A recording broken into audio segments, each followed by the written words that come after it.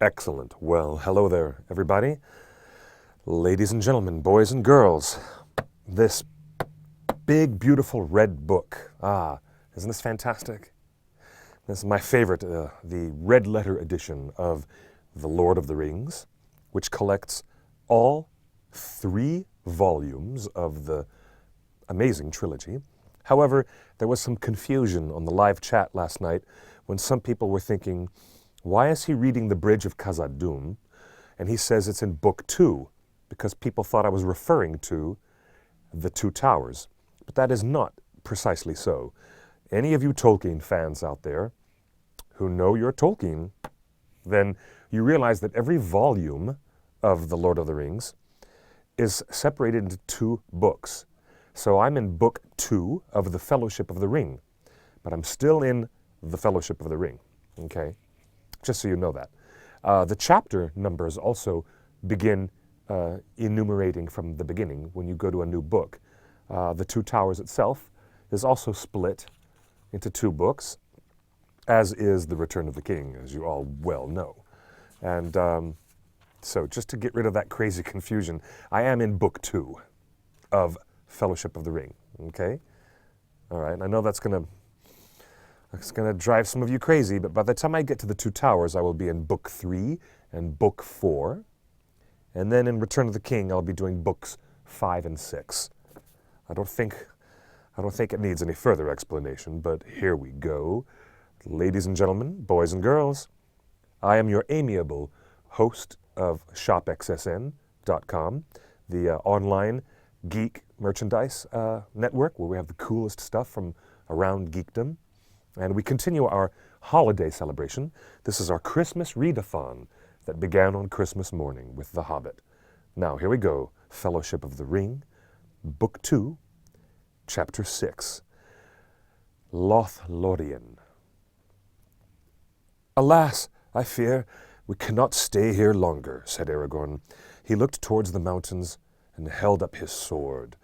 Farewell, Gandalf, he cried. Did I not say to you, if you pass the doors of Moria, beware? Alas, that I spoke true. What hope have we without you? He turned to the company. We must do without hope, he said. At least we may yet be avenged. Let us gird ourselves and weep no more. Come, we have a long road and much to do. They rose and looked about them. Northward, the dale ran up into a glen of shadows between 2 great arms of the mountains, above which 3 white peaks were shining. Celebdil, Fanwithol, Carathras, the mountains of Moria. At the head of the glen, a torrent flowed like a white lace over an endless ladder of short falls, and a mist of foam hung in the air about the mountain's feet. Yonder is the Dimrill Stair, said Aragorn, pointing to the falls. Down the deep cloven way that climbs beside the torrent we should have come, if fortune had been kinder. Or Carathras less cruel, said Gimli. There he stands, smiling in the sun. He shook his fist at the furthest of the snow-capped peaks and turned away. To the east, the outflung arm of the mountains marched to a sudden end, and far lands could be descried beyond them, wide and vague. To the south, the misty mountains receded endlessly, as far as sight could reach. Less than a mile away, and a little below them, for they still stood high up on the west side of the dale, there lay a mere. It was long and oval, shaped like a great spearhead thrust deep into the northern glen, but its southern end was beyond the shadows under the sunlit sky. Yet its waters were dark, a deep blue like clear evening sky seen from a lamp-lit room. Its face was still and unruffled. About it lay a smooth sward, shelving down on all sides to its bare, unbroken rim. There lies the Mirrormere, deep Khaled Zaram, said Gimli sadly. I remember that he said, may you have joy at the sight. But we cannot linger there. Now, Long shall I journey ere I have joy again. It is I that must hasten away, and he that must remain. The company now went down the road from the gates. It was rough and broken, fading to a winding track between heather and whin that thrust amid the cracking stones. But still it could be seen that once long ago a great paved way had wound upwards from the lowlands of the dwarf kingdom. In places there were ruined works of stone beside the path, and mounds of green topped with slender birches, or fir trees sighing in the wind. An eastward bend led them hard by the sward of Mirrormere, and there, not far from the roadside, stood a single column broken at the top. "That is Durin's stone," cried Gimli. "I cannot pass without turning aside for a moment to look at the wonder of the dale." "Be swift, then," said Aragorn, looking back towards the gates. "The sun sinks early. The orcs will not maybe come out till after dusk. But we must be far away before nightfall. The moon is almost spent, and it will be dark tonight." "Come with me, Frodo," cried the dwarf, springing from the road. "I would not have you go without seeing Khaled-Zaram." He ran down the long green slope. Frodo followed slowly, drawn by the still blue water, in spite of hurt and weariness. Sam came up behind. Beside the standing stone, Gimli halted and looked up. It was cracked and weather-worn, and the faint runes upon its side could not be read. "This pillar marks the spot where Durin first looked into the Mirrormere," said the dwarf. "Let us look ourselves once ere we go." They stooped over the dark water. At first they could see nothing. Then, slowly, they saw the forms of the encircling mountains mirrored in a profound blue, and the peaks were like plumes of white flame above them. Beyond there was a space of sky. There, like jewels sunk in the deep, shone glinting stars, though sunlight was in the sky above. Of their own stooping forms, no shadow could be seen. "O Khaled-Zaram, fair and wonderful," said Gimli. "There lies the crown of Durin until he wakes. Farewell." He bowed and turned away and hastened back up the greensward to the road again. "What did you see?" said Pippin to Sam, but Sam was too deep in thought to answer. The road now turned south and went quickly downwards, running out from between the arms of the dale. Some way below the mere, they came down on a deep well of water, clear as crystal, from which a freshet fell over a stone lip and ran glistening and gurgling down a steep, rocky channel. "Here is the spring from which the silver lode rises," said Gimli. "Do not drink of it. It is icy cold." "Soon it becomes a swift river, and it gathers water from many other mountain streams," said Aragorn. "Our road leads beside it for many miles, for I shall take you by the road that Gandalf chose. And first I hope to come to the woods where the silver lode flows into the great river, out yonder." They looked as he pointed, and before them they could see the stream leaping down to the trough of the valley, and then running on and away into the lower lands, until it was lost in a golden haze. "There lie the woods of Lothlorian," said Legolas. "That is the fairest of all the dwellings of my people. There are no trees like the trees of that land, for in the autumn their leaves fall not, but turn to gold. Not till the spring comes and the new green opens do they fall, and then the boughs are laden with yellow flowers, and the floor of the wood is golden, and golden is the roof, and its pillars are of silver, for the bark of the trees is smooth and gray. So, still, our songs in Mirkwood say, my heart would be glad if I were beneath the eaves of that wood, and it were springtime." "My heart will be glad even in the winter," said Aragorn, "but it lies many miles away. Let us hasten." For some time, Frodo and Sam managed to keep up with the others, but Aragorn was leading them at a great pace, and after a while they lagged behind. They had eaten nothing since the early morning. Sam's cut was burning like fire, and his head felt light. In spite of the shining sun, the wind seemed chill after the warm darkness of Moria. He shivered. Frodo felt every step more painful, and he gasped for breath. At last Legolas turned, and seeing them now far behind, he spoke to Aragorn. The others halted, and Aragorn ran back, calling to Boromir to come with him.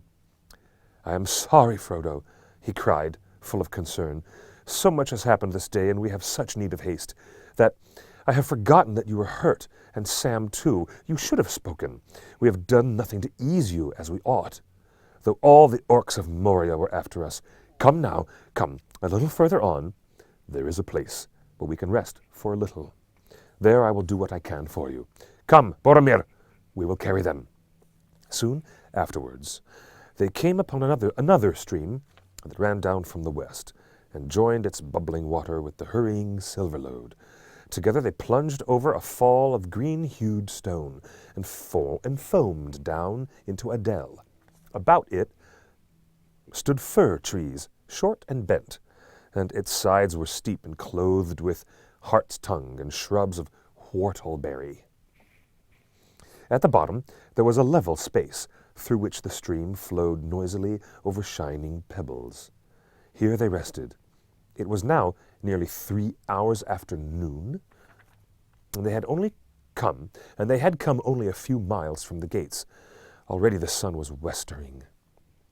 While Gimli and the 2 younger hobbits kindled a fire of brush and fir wood, and drew water, Aragorn tended Sam and Frodo.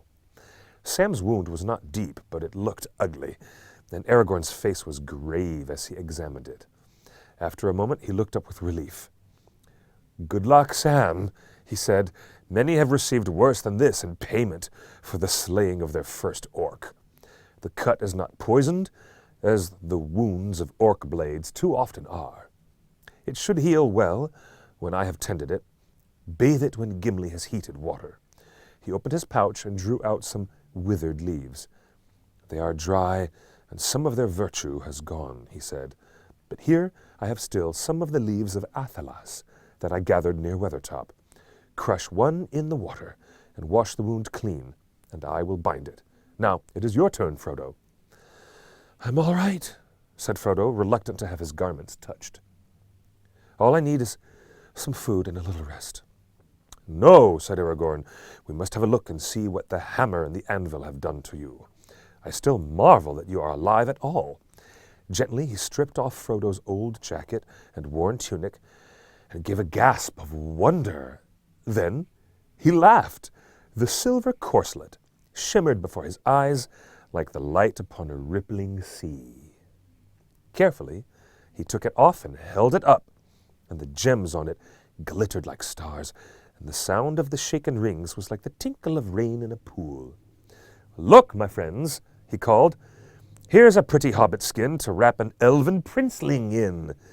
If it were known that hobbits had such hides, all the hunters of Middle-earth would be riding in the Shire."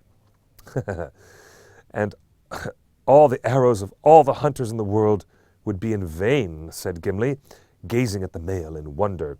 "It is a mithril coat." "Mithril! I have never seen or heard tell of one so fair. Is this the coat that Gandalf spoke of? Then he undervalued it, but it was well given." "I have often wondered what you and Bilbo were doing so close in his little room," said Merry. "Bless the old hobbit, I love him more than ever. I hope we get a chance of telling him about it." There was a dark and blackened bruise on Frodo's right side and breast. Under the mail there was a shirt of soft leather, but at one point the rings had been driven through it into the flesh. Frodo's left side also was scored and bruised where he had been hurled against the wall, while the others set the food ready. Aragorn bathed the hurts with water in which Athelas was steeped. The pungent fragrance filled the dell, and all those who stooped over the steaming water felt refreshed and strengthened. Soon Frodo felt the pain leave him, and his breath grew easy, though he was stiff and sore to the touch for many days. Aragorn bound some soft pads of cloth at his side. "The mail is marvelously light," he said. "Put it on again, if you can bear it. My heart is glad to know that you have such a coat. Do not lay it aside, even in sleep, unless fortune brings you where you are safe for a while, and that will seldom chance while your quest lasts." When they had eaten, the company got ready to go on. They put out the fire and hid all traces of it. Then, climbing out of the dell, they took to the road again. They had not gone far when the sun sank behind the westward heights, and great shadows crept down the mountainsides. Dusk veiled their feet, and mist rose in the hollows. Away in the east, the evening light lay pale upon the dim lands of distant plain and wood. Sam and Frodo, now feeling eased and greatly refreshed, were able to go at a fair pace, and with only one brief halt, Aragorn led the company on for nearly 3 more hours. It was dark, deep night had fallen. There were many clear stars, but the fast waning moon would not be seen till late. Gimli and Frodo were at the rear, walking softly and not speaking, listening for any sound upon the road behind. At length, Gimli broke the silence. "Not a sound but the wind," he said. "There are no goblins near, or my ears are made of wood. It is to be hoped that the orcs will be content with driving us from Moria, and maybe that was all their purpose, and they had nothing else to do with us, with the ring, though orcs will often pursue foes for many leagues into the plain, if they have a fallen captain to avenge." Frodo did not answer. He looked at Sting, and the blade was dull, yet he had heard something, or thought he had. As soon as the shadows had fallen about them, and the road behind was dim, he had heard again the quick patter of feet. Even now, he heard it. He turned swiftly. There were 2 tiny gleams of light behind, or, for a moment he thought he saw them, but at once they slipped aside and vanished. "What is it?" said the dwarf. "I don't know," answered Frodo. "I thought I heard feet, and I thought I saw a light, like eyes. I have thought so often since we first entered Moria." Gimli halted and stooped to the ground. "I hear nothing but the night speech of plant and stone," he said. "Come, let us hurry. The others are out of sight." The night wind blew chill up the valley to meet them.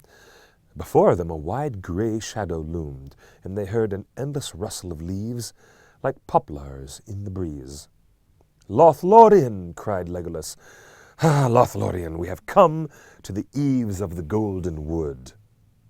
Alas, that it is winter." Under the night, the trees stood tall before them, arched over the road and stream that ran suddenly beneath their spreading boughs. In the dim light of the stars, their stems were gray, and their quivering leaves a hint of fallow gold. "Lothlorian," said Aragorn, "glad I am to hear again the wind in the trees.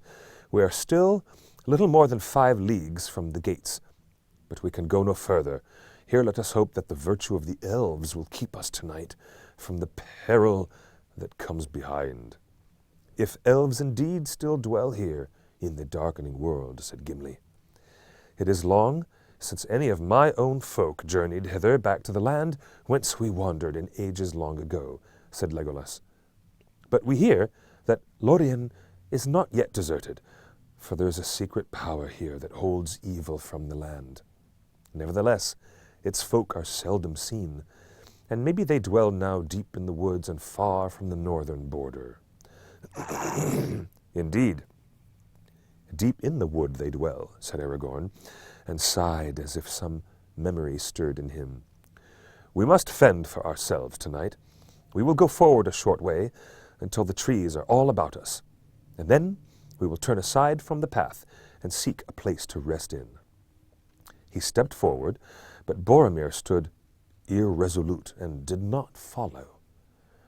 "Is there no other way?" he said. "What other fairer way would you desire?" said Aragorn. "A plain road, though it led through a hedge of swords," said Boromir. "By strange paths has this company been led, and so far to evil fortune.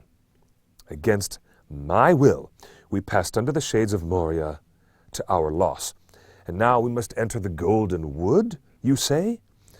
But of that perilous land we have heard in Gondor, and it is said that few come out who once go in, and of that few none have escaped unscathed." "Say not unscathed, but if you say unchanged, then maybe you will speak the truth," said Aragorn. "But lore wanes in Gondor, Boromir, if in the city of those who once were wise they now speak evil of Lothlorian. Believe what you will, there is no other way for us, unless you would go back to the Moria Gate, or scale the pathless mountains, or swim the great river all alone." "Then lead on," said Boromir, "but it is perilous."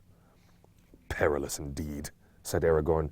"Fair and perilous, but only evil need fear it, or those who bring some evil with them. Follow me." They had gone little more than a mile into the forest when they came upon another stream, flowing down swiftly from the tree-clad slopes that climbed back westward towards the mountains. They heard it splashing over a fall away among the shadows on their right.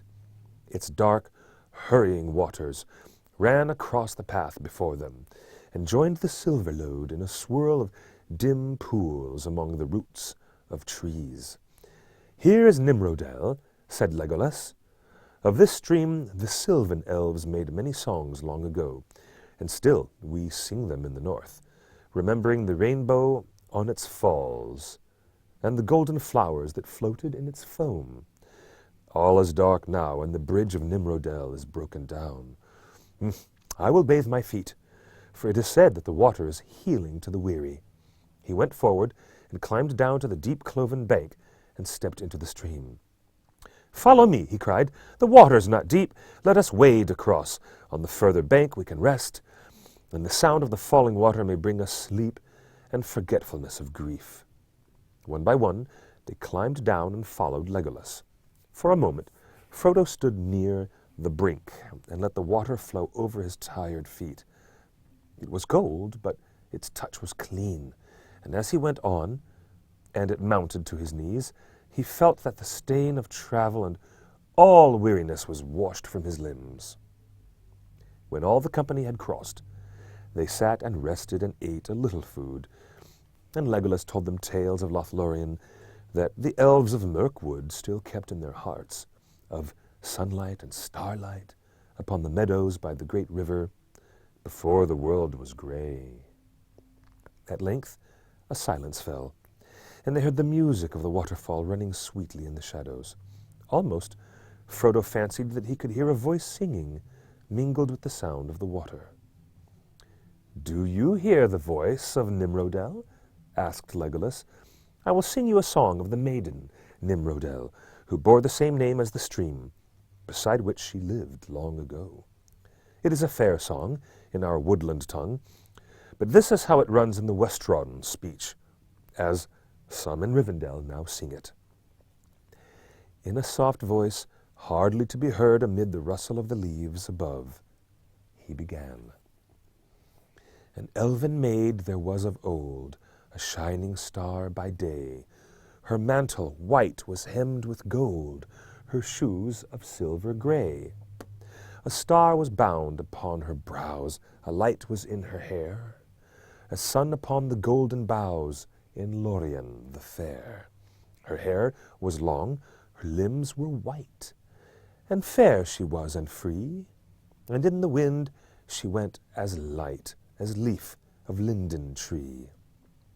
Beside the falls of Nimrodel, by water clear and cool, her voice as falling silver fell into the shining pool.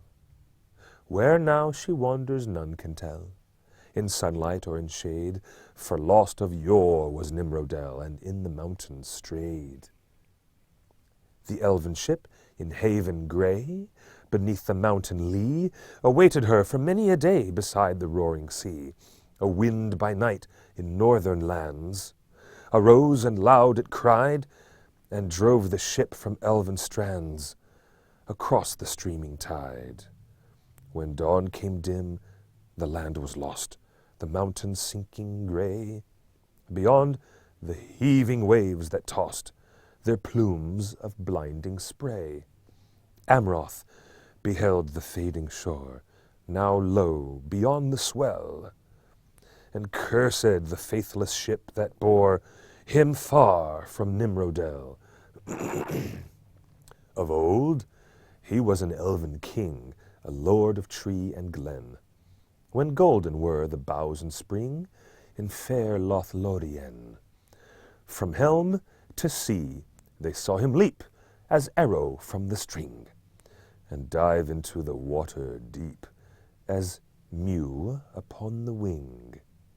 The wind was in his flowing hair, the foam about him shone, after they saw him strong and fair go riding like a swan. But from the west has come no word, and on the hither shore no tidings of elven folk have heard of Amroth evermore. The voice of Legolas faltered, and the song ceased. I cannot sing any more, he said. That is but a part, for I have forgotten much. It is long and sad, for it tells how sorrow came upon Lothlorian, Lorien of the Blossom, when the dwarves awakened evil in the mountains. But the dwarves did not make the evil, said Gimli. I said not so. Yet evil came, answered Legolas sadly. Then many of the elves of Nimrodel's kindred left their dwellings and departed, and she was lost far in the south, in the passes of the White Mountains. And she came not to the ship where Amroth, her lover, waited for her. But in the spring, when the wind is in the new leaves, the echo of her voice may still be heard by the falls that bear her name. And when the wind is in the south, the voice of Amroth comes up from the sea, for Nimrodel flows into Silverlode, that elves call Celebrant, and Celebrant into Anduin the Great, and Anduin flows into the Bay of Belfalas, whence the elves of Lorien set sail. But neither Nimrodel nor Amroth ever came back. It is told that she had a house built in the branches of a tree that grew near the falls. For that was the custom of the elves of Lorien, to dwell in the trees, and maybe it is so still. Therefore they were called the Galathrim, the tree people. Deep in their forest the trees are very great. The people of the woods did not delve in the ground like dwarves, nor build strong places of stone before the shadow came. And even in these latter days, dwelling in the trees might be thought safer than sitting on the ground, said Gimli. He looked across the stream to the road that led back to Dimriel Dale, then up into the roofs of dark boughs above. Your words bring good counsel, Gimli, said Aragorn. We cannot build a house, but tonight we will do as the Galathrim, and seek refuge in the treetops if we can. We have sat here beside the road already longer than was wise. The company now turned aside from the path, and went into the shadow of the deeper woods, westward along the mountain stream, away from Silverlode. Not far from the falls of Nimrodel, they found a cluster of trees, some of which overhung the stream. Their great grey trunks were of mighty girth, but their height could not be guessed. I will climb up, said Legolas. I am at home among trees, by root or bough, though these trees are of a kind strange to me, save as a name in song. Melern they are called, and are those that bear the yellow blossom, but I have never climbed in one. I will see now what is their shape and way of growth. Whatever it may be, said Pippin, they will be marvellous trees indeed if they can offer any rest at night. Except birds. I cannot sleep on a perch." "Then dig a hole in the ground," said Legolas, "if that is more after the fashion of your kind. But you must dig swift and deep if you wish to hide from orcs." He sprang lightly up from the ground and caught a branch that grew from the trunk high above his head. But even as he swung there for a moment, a voice spoke suddenly from the tree shadows above him. "Darrow!" it said in a commanding tone, and Legolas dropped back to earth in surprise and fear. He shrank against the bole of the tree. "Stand still," he whispered to the others. "Do not move or speak." There was a sound of soft laughter over their heads, and then another clear voice spoke in an elven tongue. Frodo could understand little of what was said, for the speech that the Sylvan folk east of the mountains used among themselves was unlike that of the west. Legolas looked up and answered in the same language. "Who are they, and what do they say?" asked Merry. "They're elves," said Sam. "Can't you hear their voices?" "Yes, they are elves," said Legolas, "and they say that you breathe so loud that they could shoot you in the dark." Sam hastily put his hand over his mouth. "But they say also that you need have no fear. They have been aware of us for a long while. They heard my voice across the Nimrodel, and knew that I was one of their northern kindred, and therefore they did not hinder our crossing. And afterwards they heard my song. Now they bid me climb up with Frodo, for they seem to have had some tidings of him and of our journey. The others they ask to wait a little, to keep watch at the foot of the tree until they have decided what is to be done." Out of the shadows a ladder was let down. It was made of rope, silver gray and glimmering in the dark, and though it looked slender, it proved strong enough to bear many men. Legolas ran lightly up, and Frodo followed slowly. Behind came Sam, trying not to breathe loudly. The branches of the malorn tree grew out nearly straight from the trunk, and then swept upward. But near the top, the main stem divided into a crown of many boughs, and among these they found that there had been built a wooden platform, or flet, as such things were called in those days. The elves called it a talan. It was reached by a round hole in the center, through which the ladder passed. When Frodo came at last up onto the flet, he found Legolas seated with 3 other elves. They were clad in shadow gray, and could not be seen among the tree stems, unless they moved suddenly. They stood up, and one of them uncovered a small lamp that gave out a slender silver beam. He held it up, looking at Frodo's face and Sam's. Then he shut off the light again, and spoke words of welcome in his elven tongue. Frodo spoke haltingly in return. "Welcome," the elf then said again in the common language, speaking slowly. "We seldom use any tongue but our own, for we dwell now in the heart of the forest, and do not willingly have dealings with any other folk. Even our own kindred in the north are sundered from us. But there are some of us still who go abroad for the gathering of news and the watching of our enemies, and they speak the languages of other lands. I am one. Haldir is my name. My brothers, Rumil and Orofin, speak little of your tongue. But we have heard rumors of your coming, for the messengers of Elrond passed by Lothlorian on their way home up the Dimrill stair. We had not heard of hobbits or halflings for many a long year, and did not know that any yet dwelt in Middle-earth. You do not look evil, and since you come with an elf of our kindred, we are willing to befriend you as Elrond asked, though it is not our custom to lead strangers through our land. But you must stay here tonight.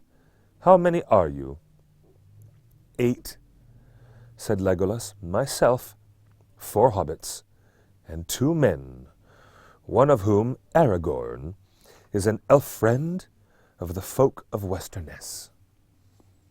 The name of Aragorn, son of Arathorn, is known in Lorien, said Haldir, and he has the favour of the lady. All then is well, but you have yet spoken only of 7. The 8th is a dwarf, said Legolas. A dwarf? Said Haldir. That is not well. We have had no dealings with the dwarves since the dark days. They are not permitted in our land. I cannot allow him to pass. But he is from the Lonely Mountain, one of Dane's trusty people, and friendly to Elrond, said Frodo. Elrond himself chose him to be one of our companions, and he has been brave and faithful. The elves spoke together in soft voices and questioned Legolas in their own tongue. Very good, said Haldir at last. We will do this, though it is against our liking. If Aragorn and Legolas will guard him and answer for him, he shall pass. But he must go blindfold through Lothlorian. But now we must debate no longer. Your folk must not remain on the ground. We have been keeping watch on the rivers, ever since we saw a great troop of orcs going north toward Moria, along the skirts of the mountains many days ago. Wolves are howling on the wood's borders. If you have indeed come from Moria, the peril cannot be far behind. Tomorrow, early, you must go on.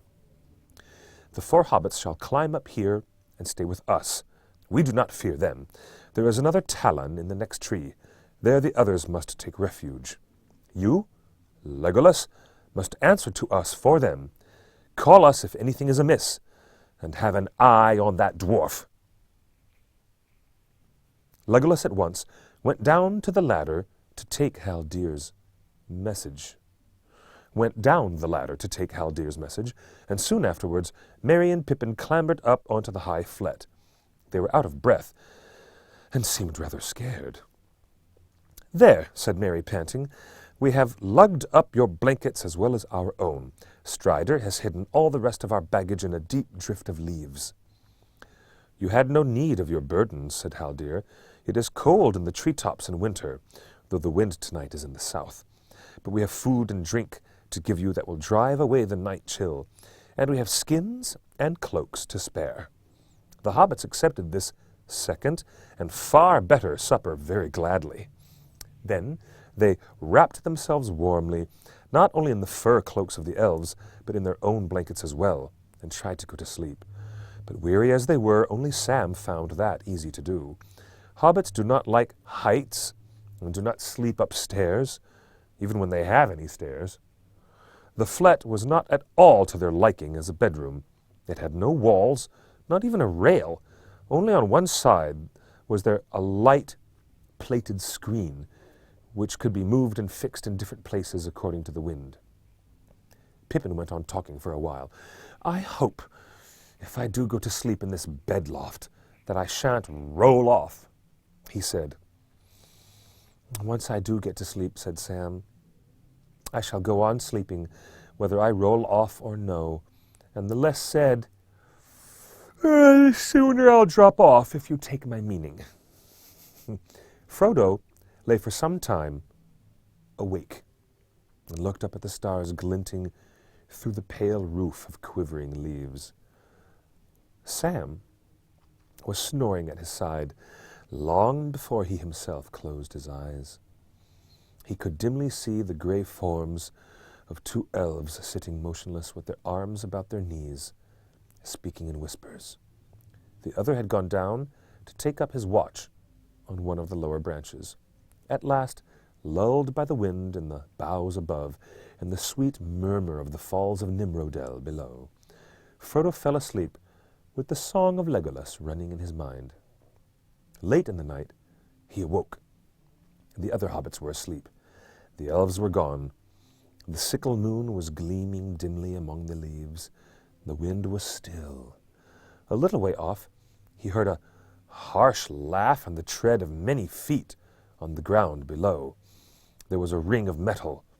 The sounds died slowly away and seemed to go southward on into the wood. A head appeared suddenly through the hole in the flet. Frodo sat up in alarm and saw that it was a grey-hooded elf. He looked towards the hobbits. "What is it?" said Frodo.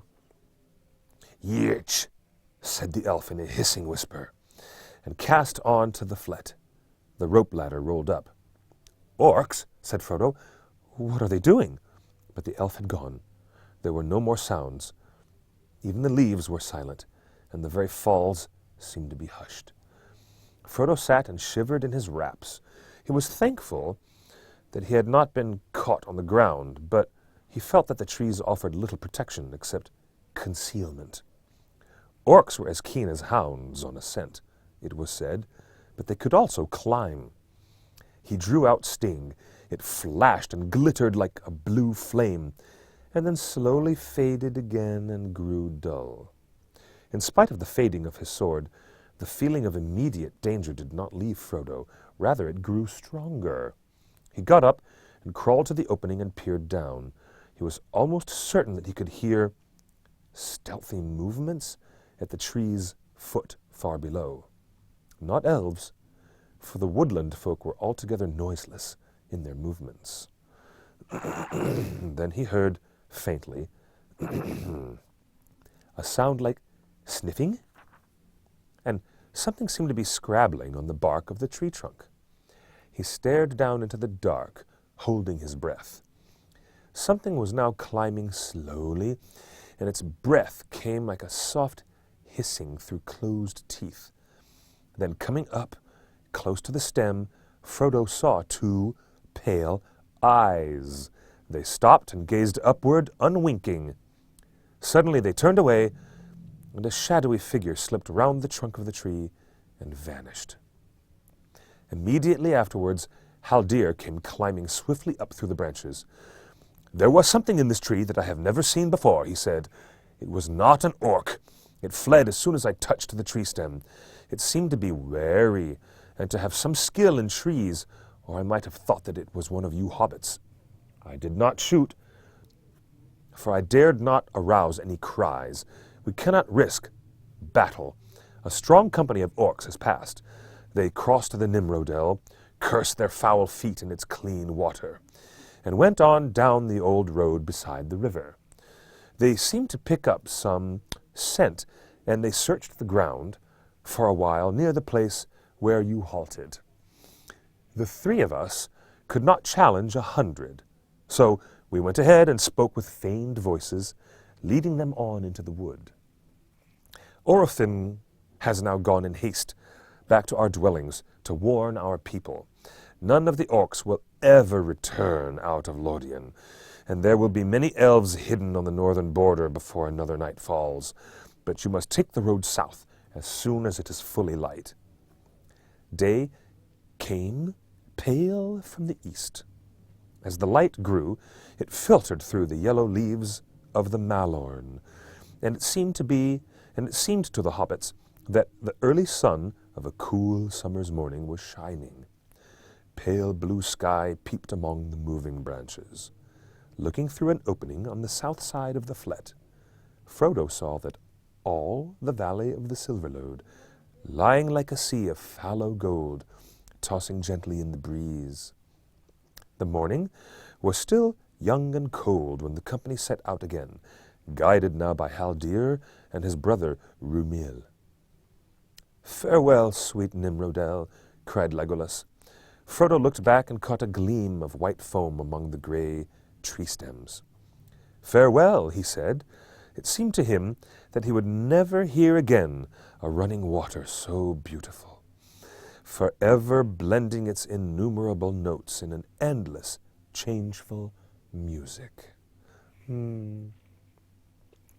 They went back to the path that still went on along the west side of the Silverlode, and for some way they followed it southward. There were the prints of orc feet in the earth, but soon Haldir turned aside into the trees and halted on the bank of the river under the shadows. "There is one of my people yonder across the stream," he said, "though you may not see him." He gave a call like the low whistle of a bird, and out of a thicket of young trees, an elf stepped, clad in grey, but with his hood thrown back, his hair glinted like gold in the morning sun. Haldir skillfully cast over the stream a coil of grey rope, and he caught it and bound the end about a tree near the bank. Celebrant is already a strong stream here, as you see, said Haldir, and it runs both swift and deep, and is very cold. We do not set foot in it so far north, unless we must. But in these days of watchfulness we do not make bridges. This is how we cross. Follow me. He made his end of the rope fast about another tree, and then ran lightly along it, over the river and back again, as if he were on a road. I can walk this path, said Legolas, but the others have not this skill. Must they swim? No, said Haldir. We have 2 more ropes. We will fasten them above the other, one shoulder high and another half high, and holding these the strangers should be able to cross with care. When this slender bridge had been made, the company passed over, some cautiously and slowly, others more easily.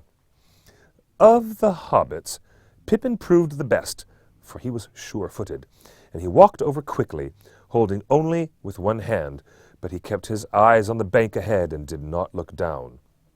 Sam shuffled along, clutching hard, and looking down into the pale, eddying water as if it was a chasm in the mountains. He breathed with relief when he was safely across. Live and learn, as my gaffer used to say, though he was thinking of gardening, not of roosting like a bird, nor of trying to walk like a spider. Not even my Uncle Andy ever did a trick like that. When at length all the company was gathered on the east bank of the Silver Lode, the elves untied the ropes and coiled 2 of them. Rumil, who had remained on the other side, drew back the last one, slung it on his shoulder, and with a wave of his hand went away, back to Nimrodel to keep watch. Now, friends, said Haldir, you have entered the Nath of Lothlorian, or the Gore, as you would say, for it is the land that lies like a spearhead between the arms of Silverlode and Anduin the Great. We allow no strangers to spy out the secrets of the Nath. Few indeed are permitted ever to set foot here. As was agreed, I shall here blindfold the eyes of Gimli the dwarf. The others may walk free for a while until we come nearer to our dwellings down in Egladil, in the angle between the waters. This was not at all to the liking of Gimli. The agreement was made without my consent, he said. I will not walk blindfold like a beggar or a prisoner, and I am no spy. My folk have never had dealings with any of the servants of the enemy, neither have we done harm to the elves. I am no more likely to betray you than Legolas, or any other of my companions. I do not doubt you, said Haldir, yet this is our law. I am not the master of the law, and cannot set it aside. I have done much in letting you set foot over Celebrant. Gimli was obstinate. He planted his feet firmly apart, and laid his hand upon the haft of his axe. I will go forward free, he said, or I will go back and seek my own land, where I am known to be true of word, though I perish alone in the wilderness. You cannot go back, said Haldir sternly. Now you have come thus far, and you must be brought before the Lord and the Lady. They shall judge you, to hold you or give you leave as they will. You cannot cross the rivers again, and behind you there are now secret sentinels that you cannot pass. You would be slain before you saw them. Gimli drew his axe from his belt. Haldir and his companion bent their bows. A plague on dwarves and their stiff necks, said Legolas. Come now, said Aragorn. If I am still to lead this company, you must do as I bid. It is hard upon the dwarf to be thus singled out. We will all be blindfold, even Legolas. That will be best. though it will make the journey slow and difficult." Gimli laughed suddenly. "Oh, a merry troop of fools we shall look. Will Haldir lead us on a string, like many blind beggars with one dog? But I will be content if only Legolas here shares my blindness." "I am an elf and a kinsman here," said Legolas, becoming angry in his turn.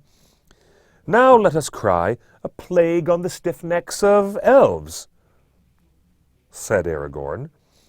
"But the company shall all fare alike. Come, bind our eyes, Haldir." "I shall claim full amends for every fall and stubbed toe, if you do not lead us well," said Gimli, as they bound a cloth about his eyes. "You will have no claim," said Haldir. "I shall lead you well, and the paths are smooth and straight." "Alas for the folly of these days," said Legolas. "Here all are enemies of the one enemy, and yet I must walk blind while the sun is merry in the woodland under leaves of gold." "Folly it may seem," said Haldir.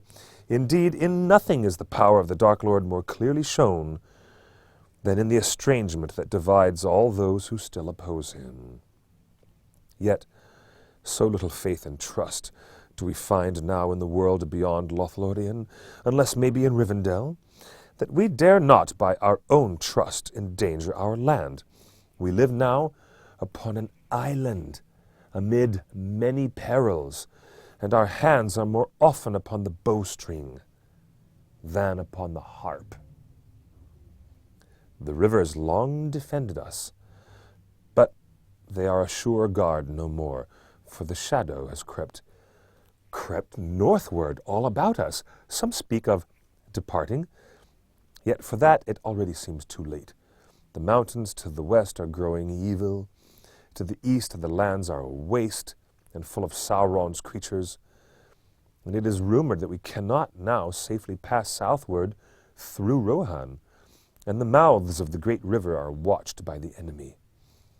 Even if we could come to the shores of the sea, we should find no longer any shelter there. It is said that there are still havens of the high elves, but they are far north and west, beyond the land of the halflings. But where that may be, though the lord and lady may know, I do not. You ought at least to guess, since you have seen us, said Merry. There are elf havens west of my land, the Shire, where hobbits live. Happy folk are hobbits to dwell near the shores of the sea, said Haldir. It is long indeed since any of my folk have looked on it, yet still we remember it in song. Tell me of these havens as we walk. I cannot, said Merry. I have never seen them. I have never been out of my own land before, and if I had known what the world outside was like, I don't think I should have had the heart to leave it. Not even to see fair Lothlorian, said Haldir. The world is indeed full of peril, and in it there are many dark places, but still there is much that is fair, and though in all lands love is now mingled with grief, it grows perhaps the greater. Some there are among us who sing that the shadow will draw back and peace shall come again. Yet I do not believe that the world about us will ever again be as it was of old, or the light of the sun as it was aforetime. For the elves, I fear, it will prove at best a truce, in which they may pass to the sea unhindered and leave the Middle Earth forever. Alas for Lothlorian that I love! It would be a poor life in a land where no malorn grew. But if there are malorn trees beyond the great sea, none have reported it. As they spoke thus, the company filed slowly along the paths in the wood, led by Haldir, while the other elf walked behind. They felt the ground beneath their feet smooth and soft, and after a while they walked more freely, without fear of hurt or fall. Being deprived of sight, Frodo found his hearing and other senses sharpened. He could smell the trees and the trodden grass. He could hear many different notes in the rustle of the leaves overhead. The river murmuring away on his right, and the thin, clear voices of birds in the sky. He felt the sun upon his face and hands when they passed through an open glade. As soon as he set foot upon the far bank of Silverlode, a strange feeling had come upon him, and it deepened as he walked on into the Neath. It seemed to him that he had stepped over a bridge of time into a corner of the elder days, and was now walking in a world that was no more. In Rivendell, there was memory of ancient things. In Lothlorian, the ancient things still lived on in the waking world. Evil had been seen and heard there. Sorrow had been known. The elves feared and distrusted the world outside. Wolves were howling on the wood's borders, but on the land of Lothlorian no shadow lay. All that day the company marched on until they felt the cool evening come and heard the early night wind whispering among many leaves. Then they rested and slept without fear upon the ground, for their guides would not permit them to unbind their eyes, and they could not climb. In the morning they went on again, walking without haste. At noon they halted, and Frodo was aware that they had passed out under the shining sun. Suddenly he heard the sound of many voices all around him. A marching host of elves had come up silently. They were hastening toward the northern borders to guard against any attack from Moria. And they brought news, some of which Haldir reported. The marauding orcs had been waylaid and almost all destroyed. The remnant had fled westward towards the mountains and were being pursued. A strange creature also had been seen, running with bent back and with hands near the ground, like a beast, and yet not of beast shape. It had eluded capture, and they had not shot it, not knowing whether it was good or ill, and it had vanished down the Silverlode southward. Also, said Haldir, they bring me a message from the Lord and Lady of the Galadriel. You are all to walk free, even the dwarf Gimli. It seems that the lady knows who and what is each member of your company. New messages have come from Rivendell, perhaps. He removed the bandage first from Gimli's eyes. Your pardon, he said, bowing low. Look on us now with friendly eyes. Look and be glad, for you are the first dwarf to behold the trees of the Neath of Lothlorian since Durin's day. When his eyes were in turn uncovered, Frodo looked up and caught his breath. They were standing in an open space. To the left stood a great mound, covered with a sward of grass as green as springtime in the elder days. Upon it, as a double crown, grew 2 circles of trees. Ah! The outer bark of snowy white, and the outer had bark of snowy white, and were leafless but beautiful in their shapely nakedness. The inner were malorn trees of great height, still arrayed in pale gold. High amid the branches of a towering tree that stood in the center of all, there gleamed a white flet.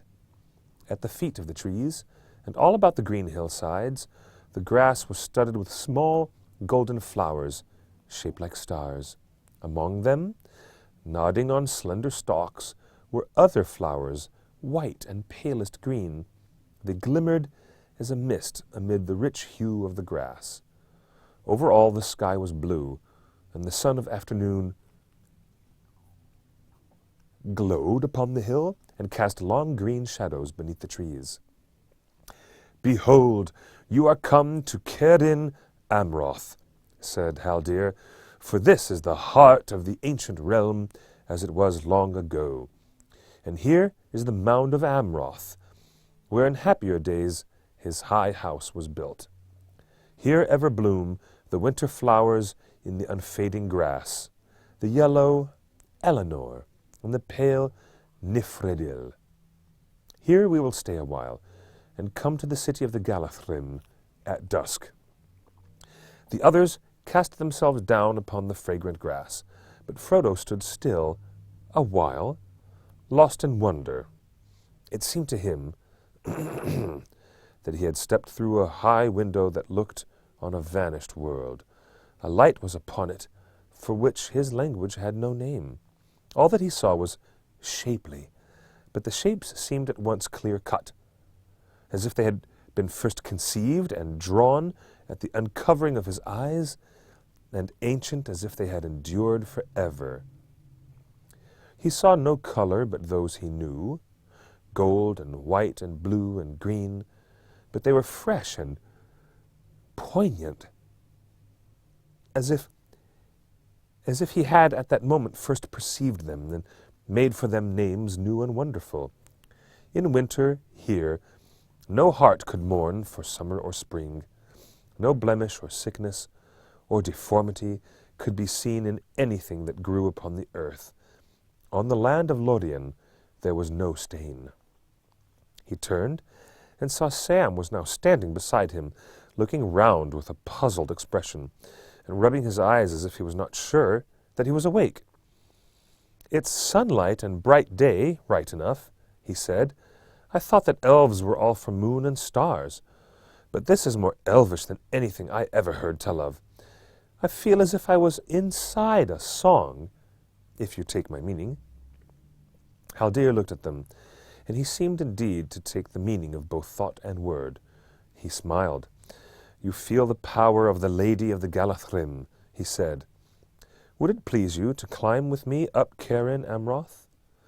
They followed him as he stepped lightly up the grass-clad slopes.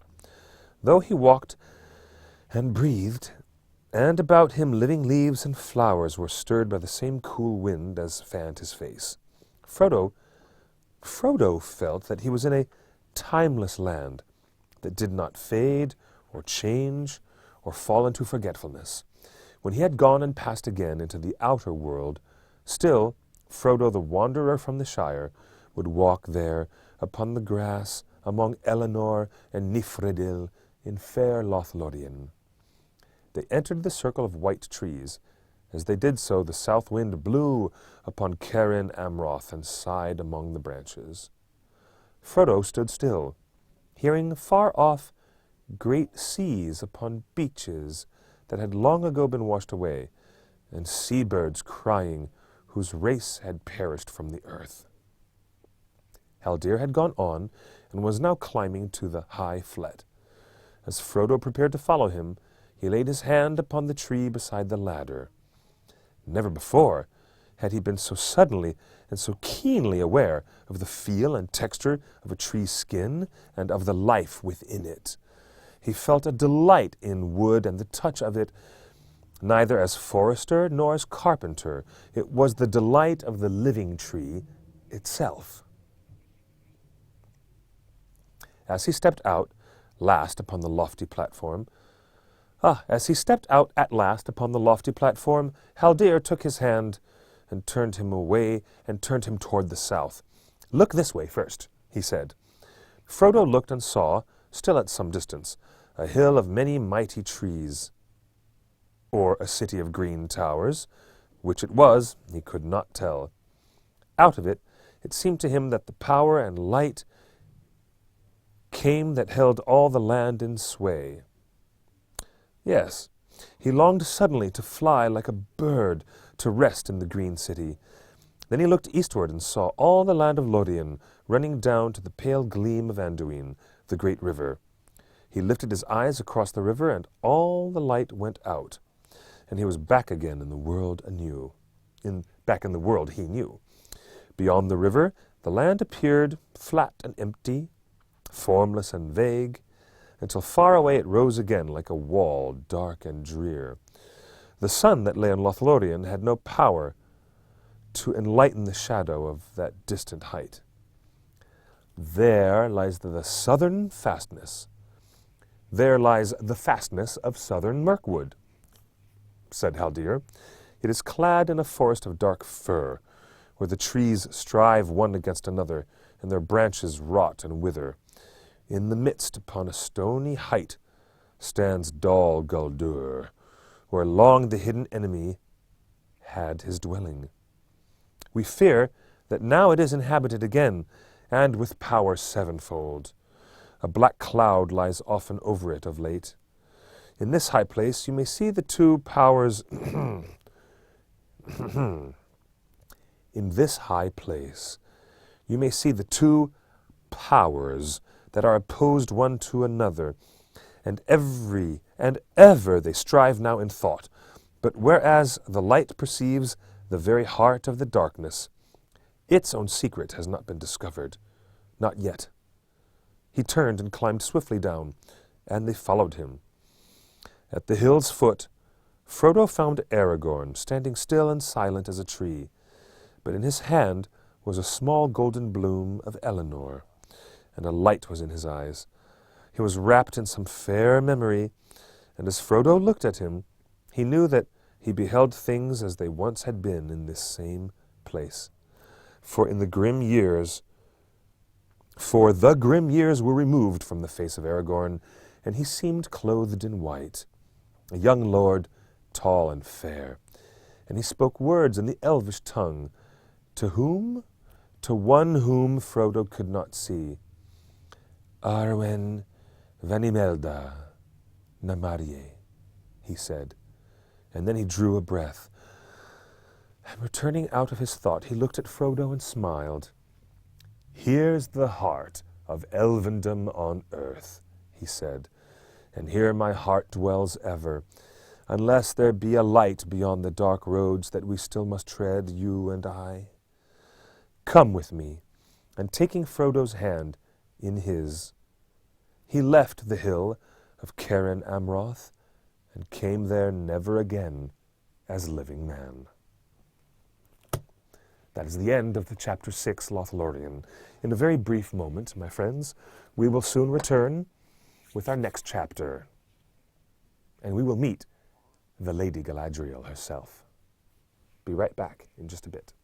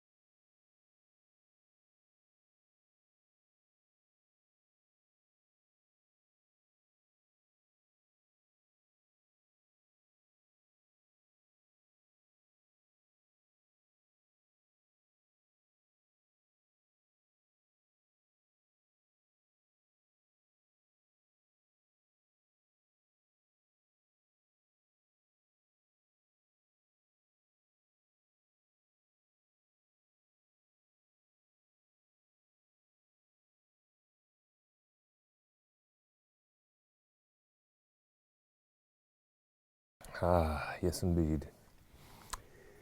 Yes indeed. Yes indeed. Just tea, thank you. Gotta keep my vocal cords coated with ginger tea and honey and keep things going. Here we are, ladies and gentlemen. Excuse me while I make these funny little sounds. We are continuing day number 6. That's right, day 6 of our Christmas morning Tolkien Readathon. I am your amiable host and your gentle reader, Clifford Broadway. I'm so thankful to have you guys here. Welcome. Here we go. The Fellowship of the Ring, Book 2, Chapter 7. The Mirror of Galadriel. The sun was sinking behind the mountains, and the shadows were deepening in the woods when they went on again. Their paths now went into thickets where the dusk had already gathered. Night came beneath the trees as they walked, and the elves uncovered their silver lamps. Suddenly, they came out into the open again and found themselves under a pale evening sky, pricked by a few early stars. There was a wide treeless space before them, running in a great circle and bending away on either hand. Beyond it was a deep fosse, lost in soft shadow, but the grass upon its brink was green, as if it glowed still in memory of the sun that had gone. Upon the further side there rose to a great height a green wall encircling a green hill, thronged with malorn trees, taller than any they had yet seen in all the land. Their height could not be guessed, but they stood up in the twilight like living towers. In their many-tiered branches, and amid their ever-moving leaves, countless lights were gleaming, green and gold and silver. Haldir turned towards the company. "Welcome to Cadas Galathon," he said. "Here's the city of the Galathrim, where dwell the Lord Celeborn and Galadriel, the Lady of Lothlorian. But we cannot enter here, for the gates do not look northward. We must go around to the southern side, and the way is not short, for the city is great." There was a road paved with white stone running on the outer brink of the fosse. Along this they went westward, with the city ever climbing up like a green cloud upon their left, and as the night deepened, more lights sprang forth until all the hill seemed afire with stars. They came at last to a white bridge, and crossing found the great gates of the city. They faced southwest, set between the ends of the encircling wall that here overlapped, and they were tall and strong, and hung with many lamps. Haldir knocked and spoke, and the gates opened soundlessly, but of guards Frodo could see no sign. The travelers passed within, and the gates shut behind them. They were in a deep lane between the ends of the wall, and passing quickly through it, they entered the city of the trees. No folk could they see, nor hear any feet upon the paths, but there were many voices about them and in the air above. Far away, up on the hill, they could hear the sound of singing falling from on high like soft rain upon leaves. They went along many paths and climbed many stairs until they came to the high places and saw before them, amid a wide lawn, a fountain shimmering. It was lit by silver lamps that swung from the boughs of trees, and it fell into a basin of silver, from which a white stream spilled. Upon the south side of the lawn there stood the mightiest of all the trees, its great smooth bole gleamed like grey silk, and up it towered until its first branches, far above, opened their huge limbs under shadowy clouds of leaves. Beside it, a broad white ladder stood, and at its foot 3 elves were seated. They sprang up as the travelers approached, and Frodo saw that they were tall and clad in grey mail, and from their shoulders hung long white cloaks. "Here dwell Celeborn and Galadriel," said Haldir. "It is their wish that you should ascend and speak with them." One of the elf wardens then blew a clear note on a small horn, and it was answered 3 times from above. "I will go first," said Haldir. "Let Frodo come next, and with him Legolas. The others may follow as they wish. It is a long climb for those that are not accustomed to such stairs, but you may rest upon the way." As he climbed slowly up, Frodo passed many flets, some on one side, some on another, and some set about the bole of the tree, so that the ladder passed through them. At a great height above the ground, he came to a wide talon, like the deck of a great ship. On it was built a house, so large that almost it would have served for a hall of men upon the earth. He entered behind Haldir, and found that he was in a chamber of oval shape, in the midst of which grew the trunk of the great malorn, now tapering towards its crown, and yet making still a pillar of wide girth. The chamber was filled with a soft light. Its walls were green and silver, and its roof of gold. Many elves were seated there. On 2 chairs beneath the bole of the tree, and canopied by a living bough, there sat, side by side, Celeborn and Galadriel. They stood up to greet their guests after the manner of elves, even those who are accounted mighty kings. Very tall they were, and the lady no less tall than the lord, and they were grave and beautiful. They were clad wholly in white, and the hair of the lady was of deep gold, and the hair of the Lord Celeborn was of silver, long and bright. But no sign of age was upon them, unless it were in the depths of their eyes, for these were keen as lances in the starlight, and yet profound, the wells of deep memory. Haldir led Frodo before them, and the Lord welcomed him in his own tongue. The Lady Galadriel said no word, but looked long upon his face. "Sit now beside my chair, Frodo of the Shire," said Celeborn. "When all have come, we will speak together." Each of the companions he greeted courteously by name as they entered. "Welcome, Aragorn, son of Arathorn," he said. "It is 38 years of the world outside since you came to this land, and those years lie heavy on you. But the end is near for good or ill. Here, lay aside your burden for a while. Welcome, son of Thranduil. Too seldom do my kindred journey hither from the north. Welcome, Gimli, son of Glóin. It is long indeed since we saw one of Durin's folk in Caras Galadhon, but today we have broken our long law. May it be a sign that though the world is now dark, better days are at hand, and that friendship shall be renewed between our peoples." Gimli bowed low. When all the guests were seated before his chair, the Lord looked at them again. "Here there are 8, he said. 9 were set out, so said the messages, but maybe there has been some change of counsel that we have not heard. Elrond is far away, and darkness gathers between us, and all this year the shadows have grown longer." "Nay, there was no change of counsel," said the Lady Galadriel, speaking for the first time. Her voice was clear and musical, but deeper than woman's wont. "Gandalf the Grey set out with the company, but he did not pass the borders of this land. Now tell us where he is, for I much desired to speak with him again. But I cannot see him from afar, unless he comes within the fences of Lothlorian.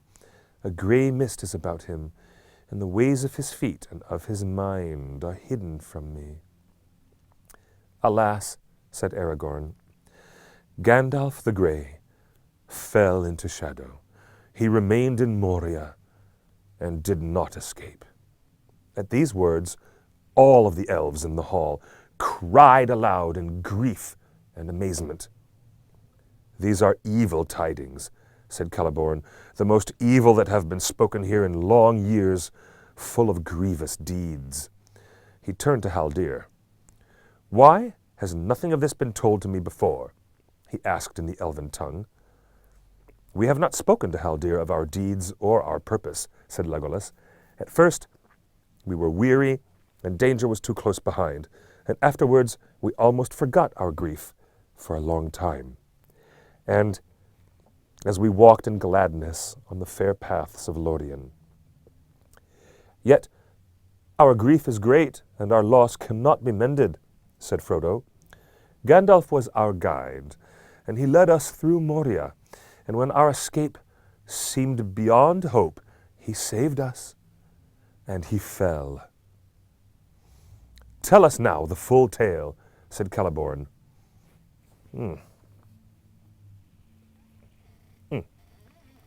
Then Aragorn recounted all that had happened upon the pass of Carathras, and in the days that followed, and he spoke of Balin and his book, and the fight in the chamber of Mazarbul, and the fire. Oh, Gandalf. Look, my little dirty friend Gandalf has fallen down. We'll fix that. There we go. Let's just fix this for a second. There. Oh, that'll do. I think that'll do. Hold on a moment. Slight technical pause while we adjust our art decoration, our art department here. That's better.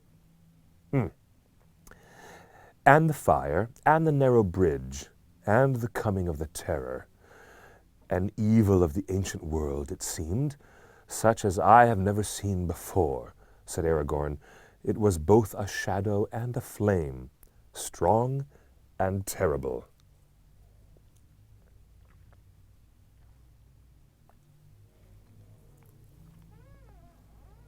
It was a Balrog of Morgoth, said Legolas, of all elf banes the most deadly, save the one who sits in the dark tower. Indeed, I saw upon the bridge that which haunts our darkest dreams. I saw Durin's bane, said Gimli in a low voice, and dread was in his eyes. Alas, said Celeborn, we long have feared that under Carathras a terror slept. But had I known that the dwarves had stirred up this evil in Moria again, I would have forbidden you to pass the northern borders, you and all that went with you. And if it were possible, one would say that at the last Gandalf fell from wisdom into folly, going needlessly into the net of Moria. He would be rash indeed that said that thing, said Galadriel gravely. Needless were none of the deeds of Gandalf in life.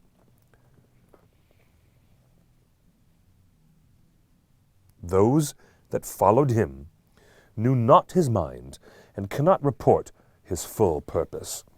But however it may be with the guide, the followers are blameless. Do not repent of your welcome to the dwarf. If our folk had been exiled long and far from Lothlorian, who of the Galathryn, even Celeborn the Wise, would pass nigh and would not wish to look upon their ancient home, though it had become an abode of dragons? Dark is the water of Khaled-Zaram, and cold are the springs of Kibil Nala, and fair were the many-pillared halls of Khazad-dûm in elder days before the fall of mighty kings beneath the stone. She looked upon Gimli, who sat glowering and sad, and she smiled, and the dwarf, hearing the names given in his own ancient tongue, looked up and met her eyes, and it seemed to him that he looked suddenly into the heart of an enemy and saw there love and understanding. Wonder came into his face, and then he smiled in answer. He rose clumsily and bowed in dwarf fashion, saying, "Yet more fair is the living land of Lothlorian, and the Lady Galadriel is above all the jewels that lie beneath the earth." There was a silence. At length, Celeborn spoke again. "I did not know that your plight was so evil," he said. "Let Gimli forget my harsh words. I spoke in the trouble of my heart. I will do what I can to aid you, each according to his wish and need, but especially that one of the little folk who bears the burden. Your quest is known to us," said Galadriel, looking at Frodo, "but we will not here speak of it more openly. Yet not in vain will it prove, maybe, that you came to this land seeking aid, as Gandalf himself plainly purposed. For the Lord of the Galathrim is accounted the wisest of the Elves of Middle-earth, and a giver of gifts beyond the power of kings.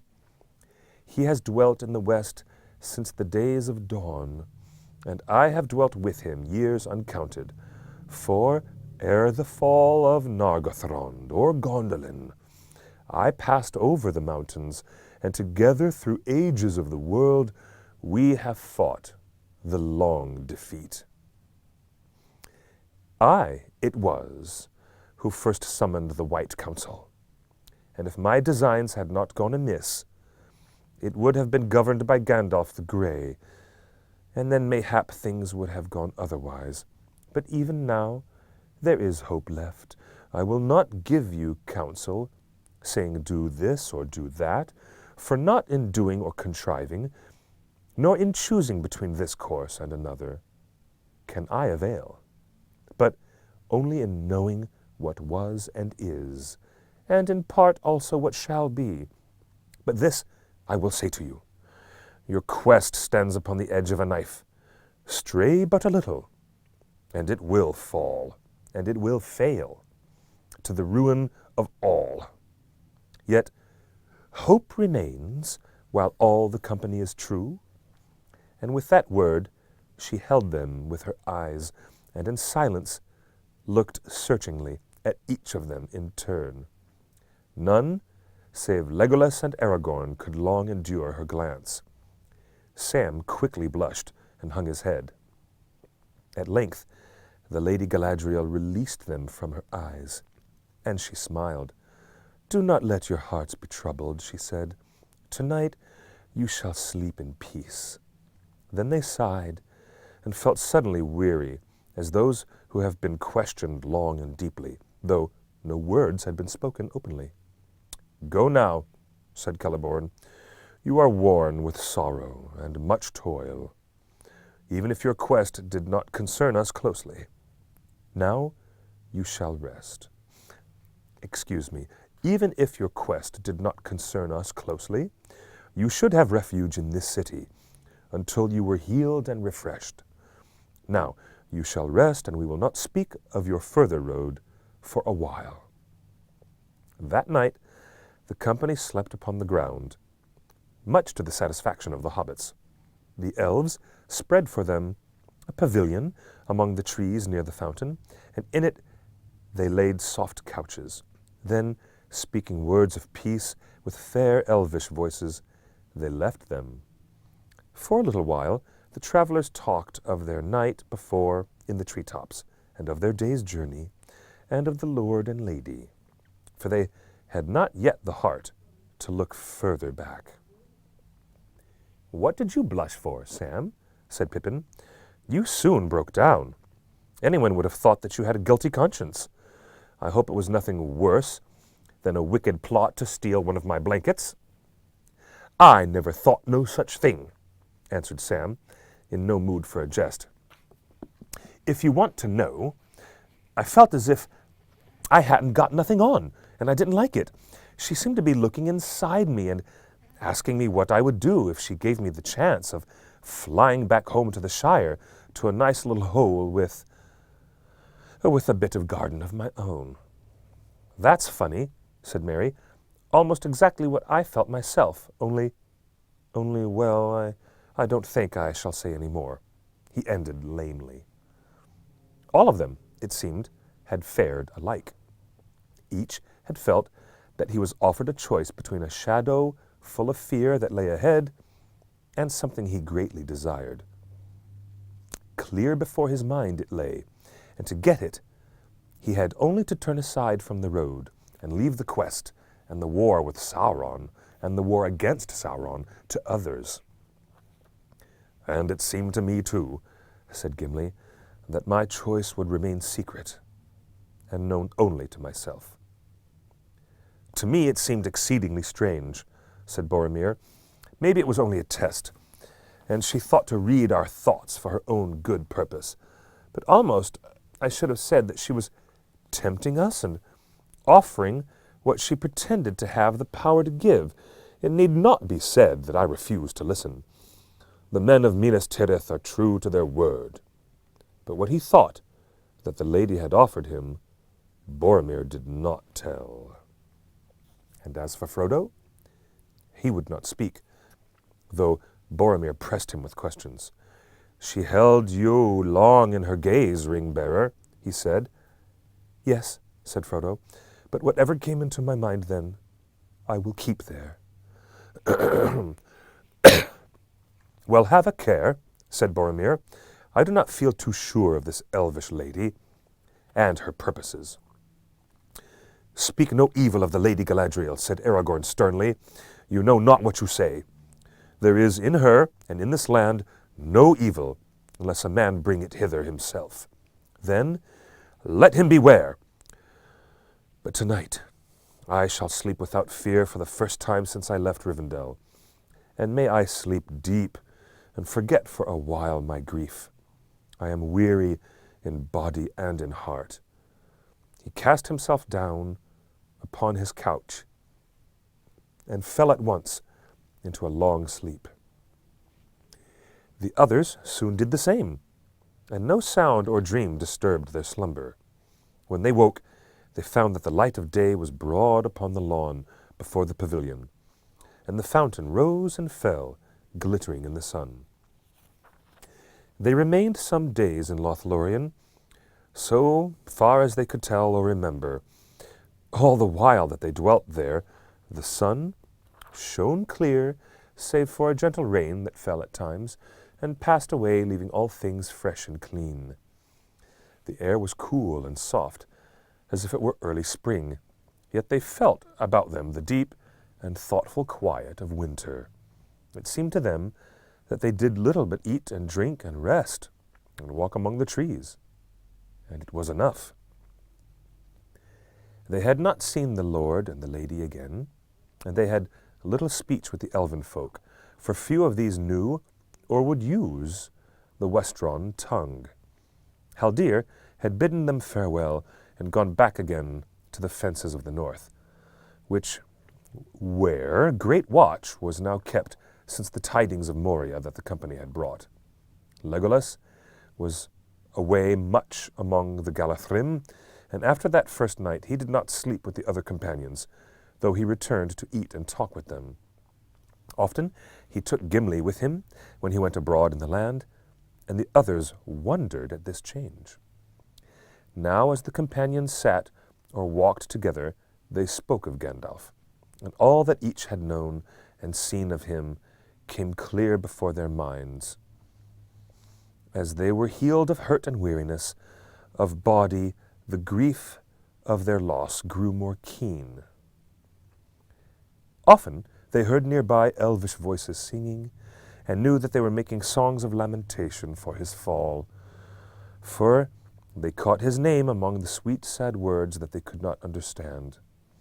"Mithrandir, Mithrandir," sang the elves, "O pilgrim grey," for so they loved to call him. But if Legolas was with the company, he would not interpret the songs for them, saying that he had not the skill, and that for him the grief was still too near, a matter for tears and not yet for song. It was Frodo who first put something of his sorrow into halting words. He was seldom moved to make song or rhyme. Even in Rivendell he had listened, and had not sung himself, though his memory was stored with many things that others had made before him. But now as he sat beside the fountain in Lorien, and heard about him the voices of the elves, his thought took shape in a song that seemed fair to him. Yet when he tried to repeat it to Sam, only snatches remained, faded as a handful of withered leaves. When evening in the shire was grey, his footsteps on the hill were heard. Before the dawn he went away, on journey long without a word. From wilder land to western shore, from northern waste to southern hill, through dragon lair and hidden door, and darkling woods he walked at will. With dwarf and hobbit, elves and men, with mortal and immortal folk, with bird on bough and beast in den, in their own secret tongues he spoke.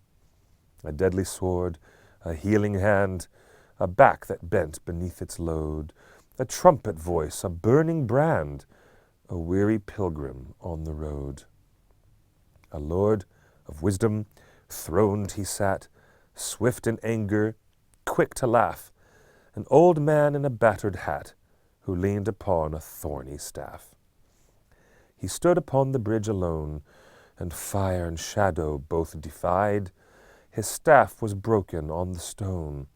In Khazad-dûm his wisdom died. "Why, you'll be beating Mr. Bilbo next," said Sam. "No, I'm afraid not," said Frodo, "but that is the best I can do yet." "Well, Mr. Frodo, if you do have another go, I hope you'll say a word about his fireworks," said Sam. "Something like this. The finest rockets ever seen, they burst in stars of blue and green, and after thunder golden showers came falling like a rain of flowers, though that doesn't do them justice by a long road. No, I'll leave that to you, Sam, or perhaps to Bilbo, but, well, I can't talk of it any more. I can't bear to think of bringing the news to him." One evening, Frodo and Sam were walking together in the cool twilight. Both of them felt restless again. On Frodo, suddenly, the shadow of parting had fallen. He knew, somehow, that the time was very near when he must leave Lothlorian. "What do you think of elves now, Sam?" he said. "I asked you the exact same question once before. It seems a very long time ago. But you have seen more of them since then." "I have indeed," said Sam, "and I reckon here's elves and there's elves. And I reckon there's elves and elves. They're all elvish enough, but they're not all the same. Now these folk aren't wanderers or homeless, and seem a bit nearer to the likes of us. They seem to belong here, more even than hobbits do in the Shire. Whether they've made the land or the land's made them, it's hard to say, if you take my meaning. It's wonderfully quiet here. Nothing seems to be going on, and nobody seems to want it to. If there's any magic about, it's right down deep, where I can't lay my hands on it, in a manner of speaking." "You can see and feel it everywhere," said Frodo. "Well, Sam, you can't see nobody working it, no fireworks like poor old Gandalf used to show. I wonder if we don't see nothing of the Lord and Lady in all these days. I fancy now that she could do some wonderful things if she had a mind. I'd dearly love to see some elf magic, Mr. Frodo." "I wouldn't," said Frodo. "I'm content, and I don't miss Gandalf's fireworks, but his bushy eyebrows and his quick temper, and his voice." "You're right," said Sam, "and don't think I'm finding fault. I've often wanted to see a bit of magic, like what it tells of in old tales, but I've never heard of a better land than this. It's like being at home and on holiday at the same time, if you understand me. I don't want to leave. All the same, I'm beginning to feel that if we've got to go on, then we'd best get it over. It's the job that's never started as takes longest to finish, as my old gaffer used to say. And I don't reckon that these folk can do much more to help us, magic or no. It's when we leave this land that we shall miss Gandalf worse, I'm thinking." "I'm afraid that's only too true, Sam," said Frodo. "Yet I hope very much that before we leave we shall see the Lady of the Elves again." Even as he spoke, they saw, as if she came in answer to their words, the Lady Galadriel approaching. Tall and fair, tall and white and fair, she walked beneath the trees. She spoke no word, but beckoned to them. Turning aside, she led them toward the southern slopes of the hill of Caras Galathon, and passing through the high green hedge, they came into an enclosed garden. No trees grew there, and it lay open to the sky. The evening star had risen and was shining with white fire above the western woods. Down a long flight of steps, the lady went into a deep green hollow, through which ran, murmuring, the silver stream that issued from the fountain on the hill. At the bottom, upon a low pedestal, carved like a branching tree, stood a basin of silver, wide and shallow, and beside it stood a silver ewer. With water from the stream, Galadriel filled the basin to the brim and breathed on it, and when the water was still again, she spoke. "Here is the Mirror of Galadriel," she said. "I have brought you here so that you may look on it, if you will." The air was very still, and the dell was dark, and the elf lady beside him was tall and pale. "What shall we look for, and what shall we see?" asked Frodo, filled with awe. "Many things I can command the mirror to reveal," she answered, "and to some I can show what they desire to see. But the mirror will also show things unbidden, and those are often stranger and more profitable than things which we wish to behold. What you will see if you leave the mirror free to work, I cannot tell, for it shows things that were, and things that are, and things that yet may be. But which it is that he sees, even the wisest cannot always tell. Do you wish to look?" Frodo did not answer. "And you?" she said, turning to Sam, "for this is what your folk would call magic, I believe, though I do not understand clearly what they mean. And they seem also to use the same word of the deceits of the enemy. But this, if you will, is the magic of Galadriel. Did you not say that you wished to see elf magic?" "Oh, I did," said Sam, trembling a little between fear and curiosity. "I'll have a peep, lady, if you're willing. And I'd not mind a glimpse of what's going on at home," he said in an aside to Frodo. "It seems a terrible long time that I've been away, but there, like as not, I'll only see the stars, or something that I won't understand." "Like as not," said the lady, with a gentle laugh. "But come, you shall look and see what you may. Do not touch the water." She climbed up on the foot of the pedestal. Sam climbed up on the foot of the pedestal and leaned over the basin. The water looked hard and dark. Stars were reflected in it. "No, there's only stars, as I thought," he said.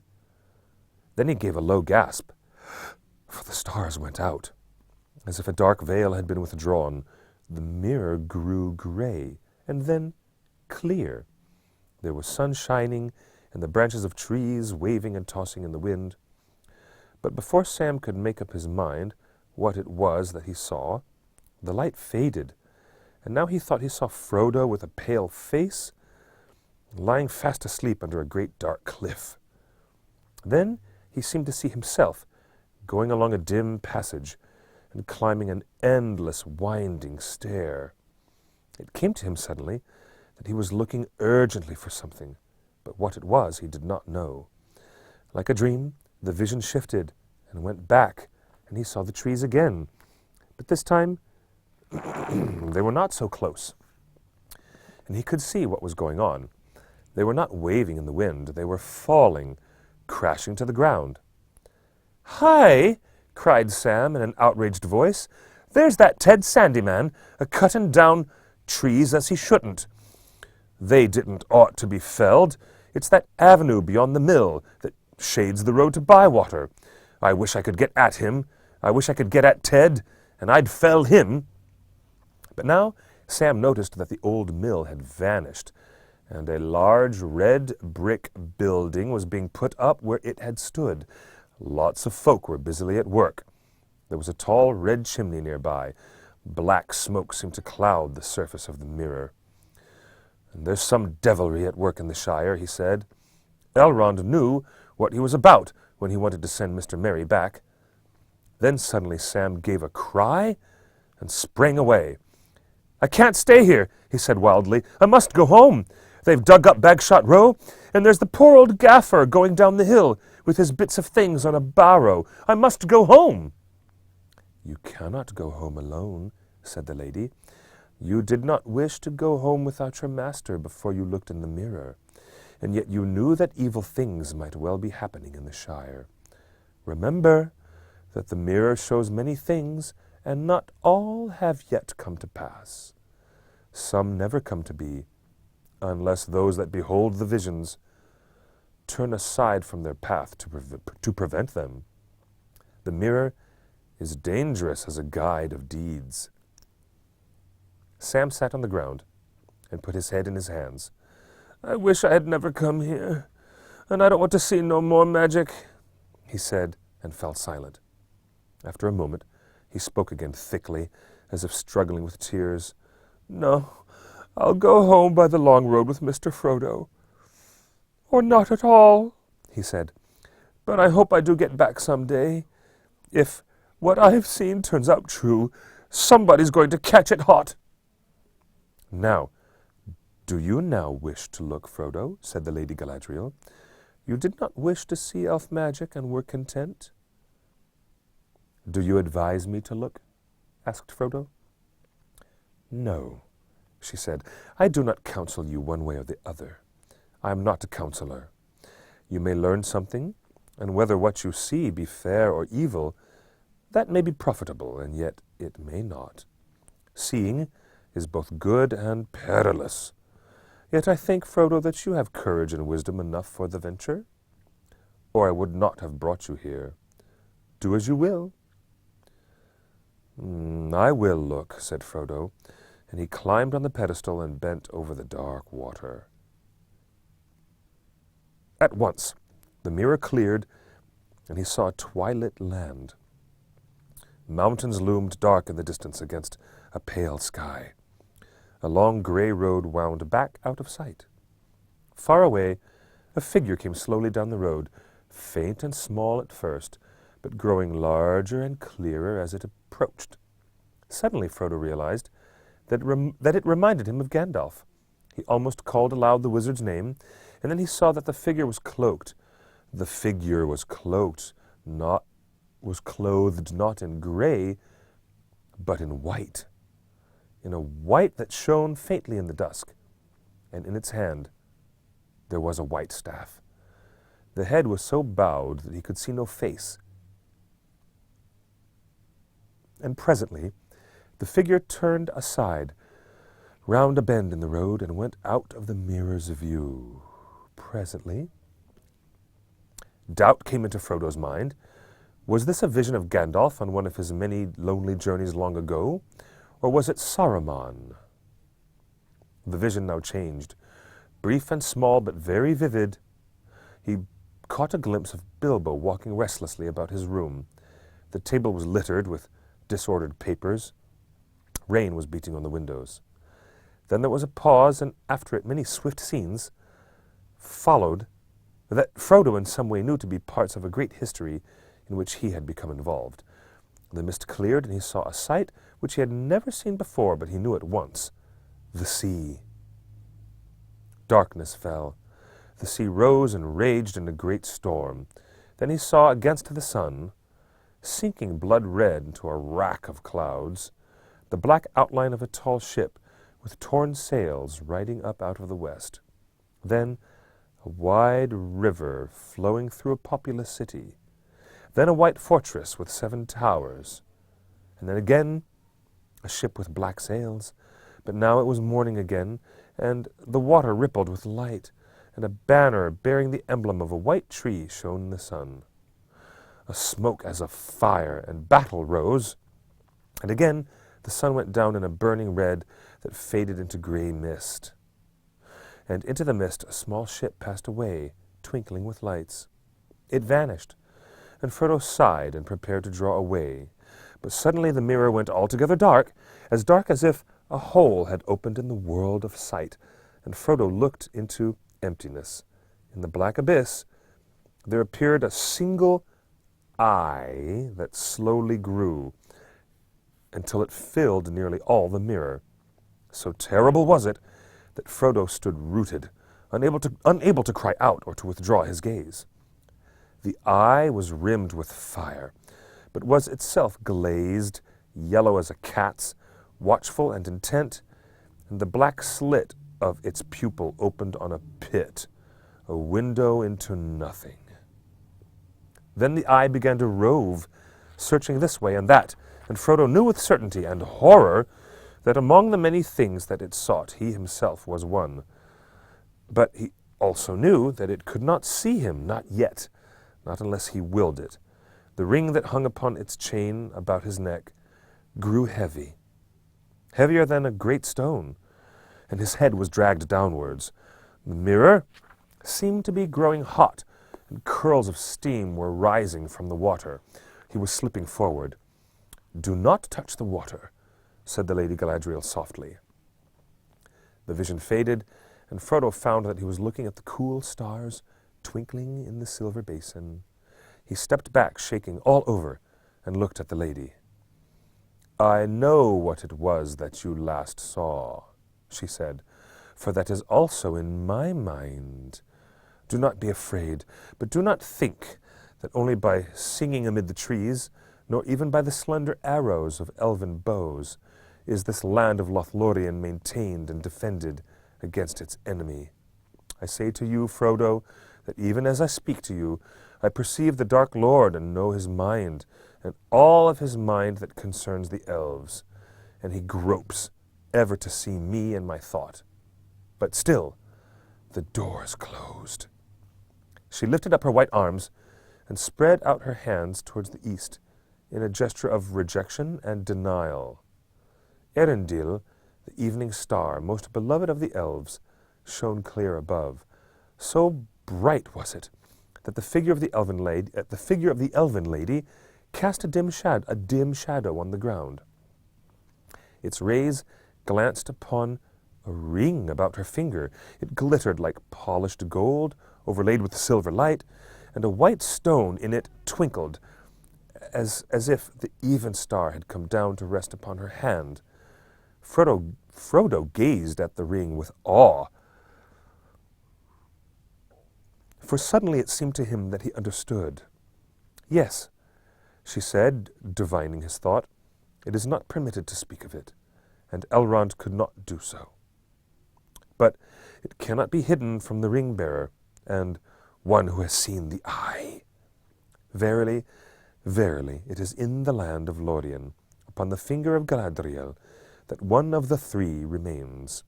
This is Nenya, the ring of adamant, and I am its keeper." He suspects, but he does not know, not yet. Do you not see now wherefore you're coming to us? Do you not see now wherefore your coming is to us as the footsteps of doom? For if you fail, then we are laid bare to the enemy. Yet if you succeed, then our power is diminished, and Lothlorian will fade, and the tides of time will sweep it away. We must depart into the west, or dwindle to a rustic folk of dell and cave, slowly to forget, and to be forgotten. Frodo bent his head. "And what do you wish?" he said at last. "That what should be shall be," she answered. The love of the elves for their land and their works is deeper than the deeps of the sea, and their regret is undying and cannot ever wholly be assuaged. Yet they will cast all away rather than submit to Sauron, for they know him now. For the fate of Lothlorian, you are not answerable, but only for the doing of your own task. Yet I could wish, were it of any avail, that the One Ring had never been wrought, or had remained forever lost. You are wise and fearless and fair, Lady Galadriel, said Frodo. I will give you the One Ring, if you ask for it. It is too great a matter for me. Galadriel laughed with a sudden, clear laugh. Wise the Lady Galadriel may be, she said, yet here she has met her match in courtesy. Gently are you being revenged for my testing of your heart at our first meeting. You begin to see with a keen eye. I do not deny that my heart has greatly desired to ask what you offer. For many long years I had pondered what I might do. Should the great ring come into my hands, and behold, it was brought within my grasp. The evil that was devised long ago works on in many ways, whether Sauron himself stands or falls. Would not that have been a noble deed, to set to the credit of his ring, if I had taken it by force or fear from any guest? And now, at last it comes. You will give me the ring freely. In place of the Dark Lord you will set up a queen, and I shall not be dark, but beautiful and terrible as the morning and the night, fair as the sea and the sun and the snow upon the mountain, dreadful as the storm and the lightning, stronger than the foundations of the earth. All shall love me and despair. She lifted up her hand, and from the ring that she wore there issued a great light that illuminated her alone and left all else dark. She stood before Frodo, seeming now tall beyond measurement, and beautiful beyond enduring, terrible and worshipful. Then she let her hand fall, and the light faded, and suddenly she laughed again, and lo, she was shrunken, a slender elf woman, clad in simple white, whose gentle voice was soft and sad. I pass the test, she said. I will diminish and go into the west and remain Galadriel. They stood for a long while in silence. At length the lady spoke again. Let us return, she said. In the morning you must depart, for now we have chosen, and the tides of fate are flowing. I would ask one thing before we go, said Frodo, a thing which I often meant to ask Gandalf in Rivendell. I am permitted to wear the One Ring. Why cannot I see all the others and know the thoughts of those that wear them? You have not tried, she said. Only thrice have you set the ring upon your finger since you knew what you possessed. Do not try. Do not try. It would destroy you. Did not Gandalf tell you that the rings give power according to the measure of each possessor? Before you could use that power, you would need to become far stronger and to train your will to the domination of others. Yet even so, as ring-bearer, and as one that has borne it on finger and seen that which is hidden, your sight is grown keener. You have perceived my thought more clearly than many that are accounted wise. You saw the eye of him that holds the 7 and the 9, and did you not see and recognize the ring upon my finger? Did you see my ring? She asked, turning again to Sam. No, lady, he answered. To tell you the truth, I wondered what you were talking about. I saw a star through your finger, but if you'll pardon my speaking out, I think my master was right. I wish you'd take his ring. You'd put things to rights. You'd stop them digging up the gaffer and turning him adrift. You'd make some folk pay for their dirty work." "I would," she said. "That is how it would begin. But it would not stop with that, alas. We will not speak more of it. Let us go." That is the end of chapter 7. Ladies and gentlemen, we will be back. Yes, we will be back after a very short break with our next chapter. Farewell to Lothlorian.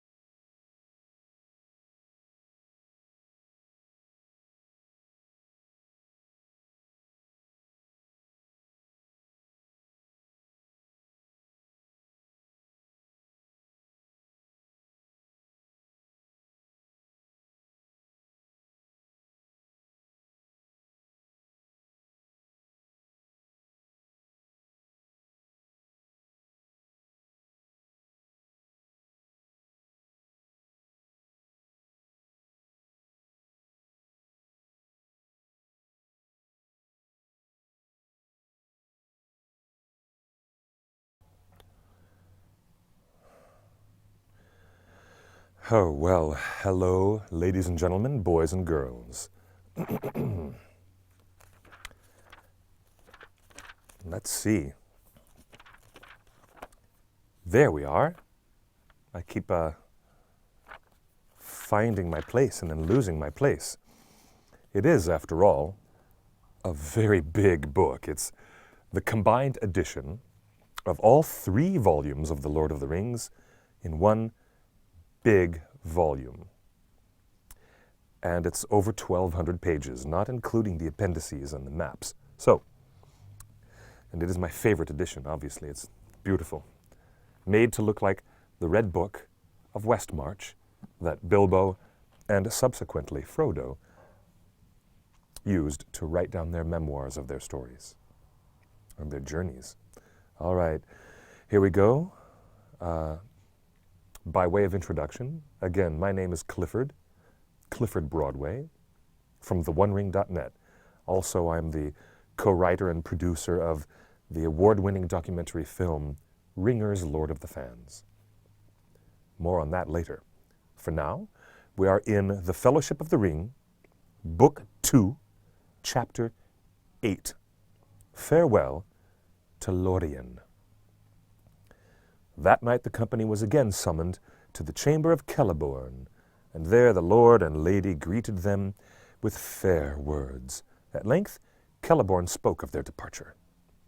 "Now is the time," he said, "when those who wish to continue the quest must harden their hearts to leave this land.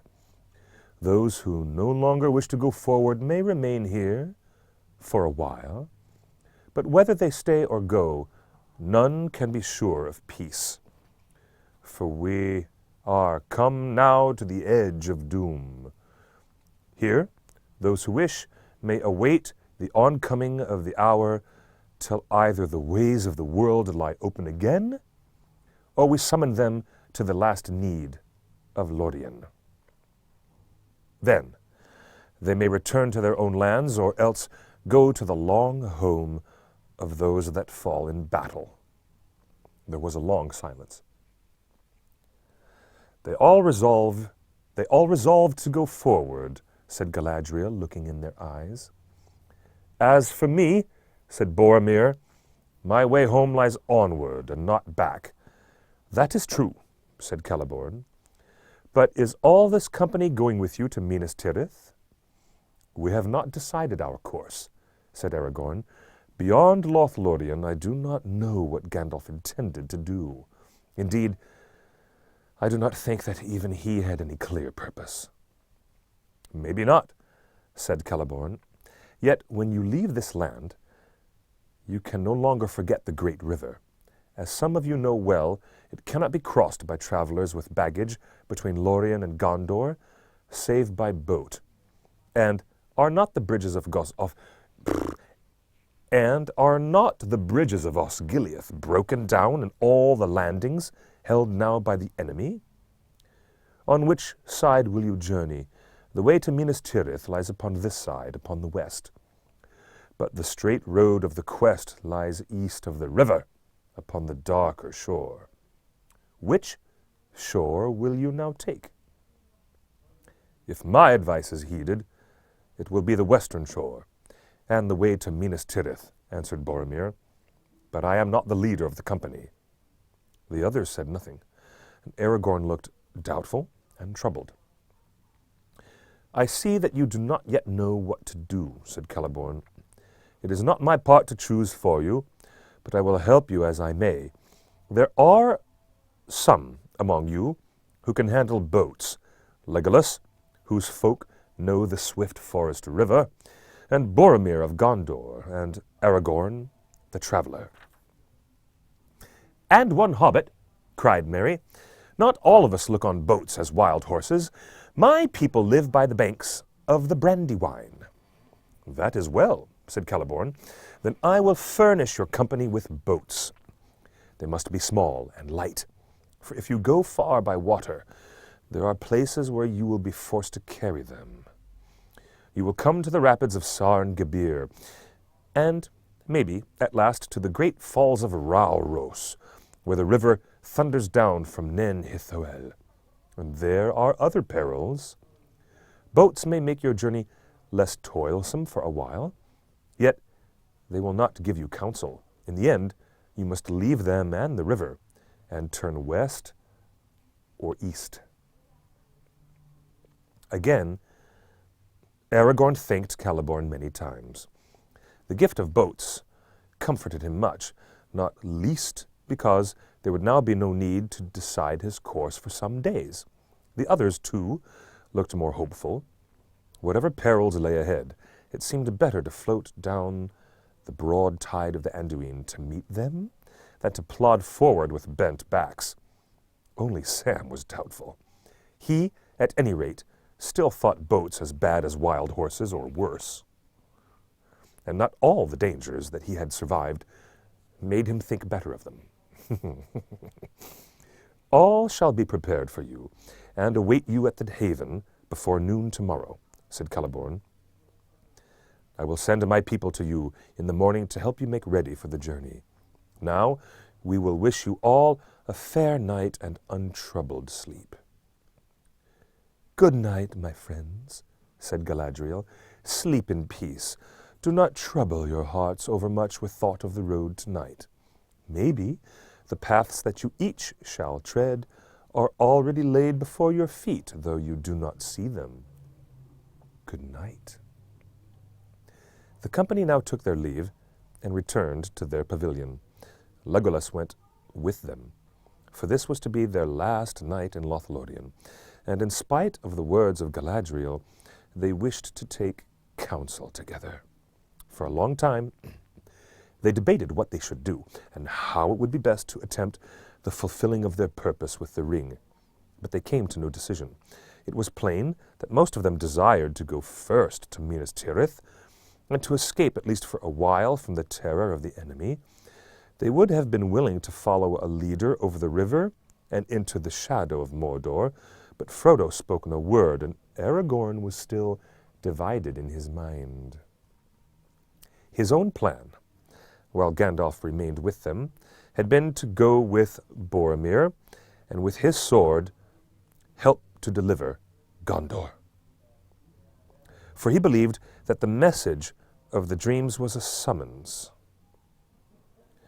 and that the hour had come at last when the heir of Elendil should come forth and strive with Sauron for mastery. But in Moria, the burden of Gandalf had been laid on him, and he knew that he could not now forsake the ring, if Frodo refused in the end to go with Boromir.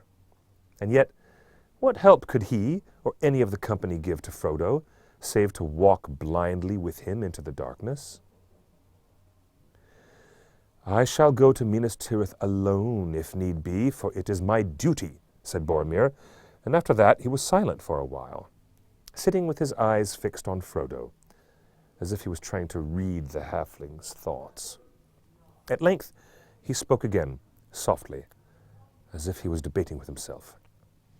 If you wish only to destroy the ring, he said, then there is little use in war and weapons, and the men of Minas Tirith cannot help.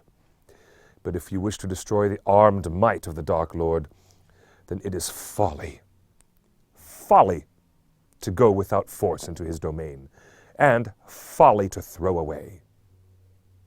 He paused suddenly, as if he had become aware that he was speaking his thoughts out loud. It would be folly to throw lives away, I mean, he ended.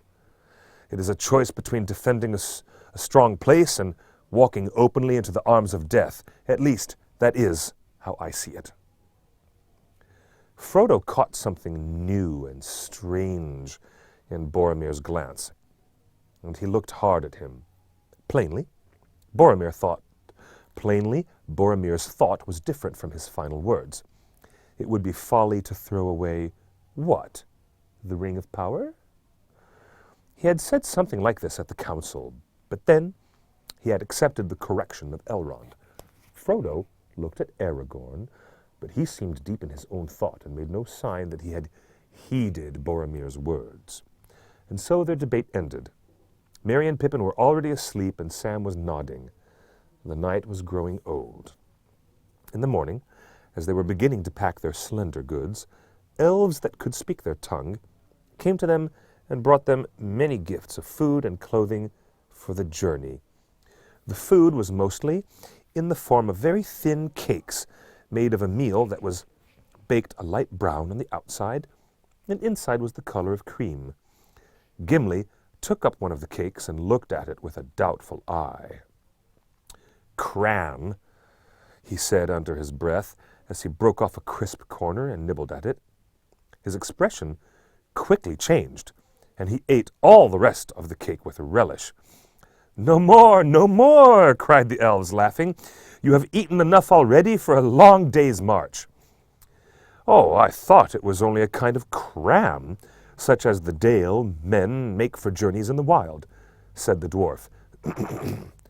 "So it is," they answered, "but we call it lembas, or whey bread, and it is more strengthening than any food made by men, and it is more pleasant than cram by all accounts." "Indeed it is," said Gimli. "Why, it is better than the honey cakes of the Beornings, and that is great praise, for the Beornings are the best bakers that I know of, but they are none too willing to deal out their cakes to travelers in these days. You are kindly hosts." "All the same, we bid you spare the food," they said. "Eat little at a time, and only at need, for these things are given to serve you when all else fails. The cakes will keep sweet for many, many days if they are unbroken and left in their leaf wrappings, as we have brought them. One will keep a traveler on his feet for a day of long labor, even if he be one of the tall men of Minas Tirith." The elves next unwrapped and gave to each of the company the clothes they had brought. For each they had provided a hood and cloak, made according to his size, of the light but warm silken stuff that the Galadriel wove. It was hard to say of what color they were.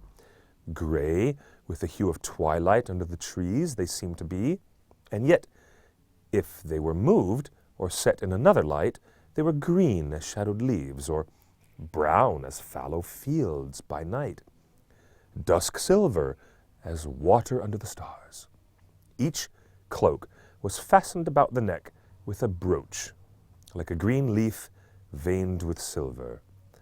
"Are these magic cloaks?" asked Pippin, looking at them with wonder. "I do not know what you mean by that," answered the leader of the elves. "They are fair garments, and the web is good, for it was made in this land. They are elvish robes, certainly, if that is what you mean. Leaf and branch, water and stone. They have the hue and beauty of all these things under the twilight of Lothlorian that we love. For we put the thought of all that we love into all that we make. Yet they are garments, not armor. They will not turn shaft or blade, but they should serve you well. They are light to wear and warm enough or cool enough at need, and you will find them a great aid in keeping out the sight of unfriendly eyes, whether you walk among the stones or the trees. You are indeed high in the favor of the lady, for she herself and her maidens wove this stuff, and never before have we clad strangers in the garb of our own people." After the morning meal, the company said farewell to the lawn by the fountain. Their hearts were heavy, for it was a fair place, and it had become like home to them, though they could not count the days and nights that had passed there. As they stood for a moment, looking at the white water in the sunlight, Haldir came walking towards them over the green grass of the glade. Frodo greeted him with delight. "I have returned from the northern fences," said the elf, "and I am sent now to be your guide again. The Dimril Dale is full of vapor and clouds of smoke, and the mountains are troubled. There are noises in the deeps of the earth. If any of you had thought of returning northwards to your homes, you would not have been able to pass that way. But come, your path now goes south."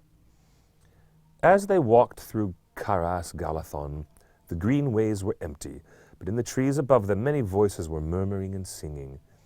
They themselves went silently, At last Haldir led them down the southward slopes of the hill, and they came again to the great gate hung with lamps, and to the white bridge. Excuse me. And so they passed out and left the city of the Elves. Then they turned away from the paved road and took a path that went off into a deep thicket of malorn trees and passed on, winding through rolling woodlands of silver shadow, leading them ever down, southwards and eastwards, towards the shores of the river. They had gone some 10 miles, and noon was at hand when they came suddenly on a high green wall. Passing through an opening, they came suddenly out of the trees. Before them lay a long lawn of shining grass, studded with golden Eleanor that glinted in the sun. The lawn ran out into a narrow tongue between bright margins.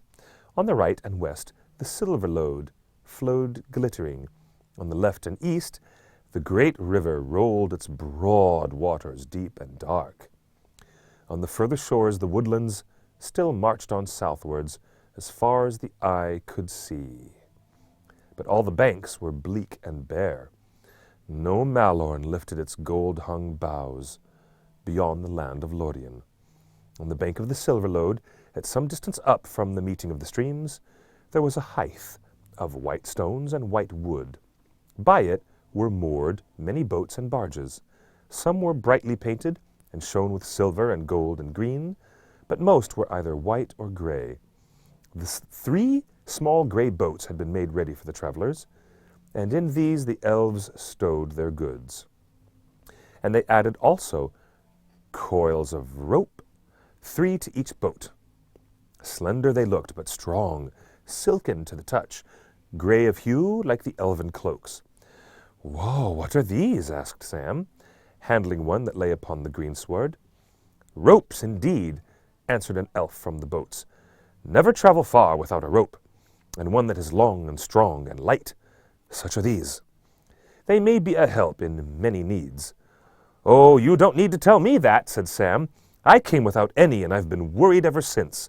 But I was wondering what these were made of, knowing a bit about rope making. It's in the family, as you might say."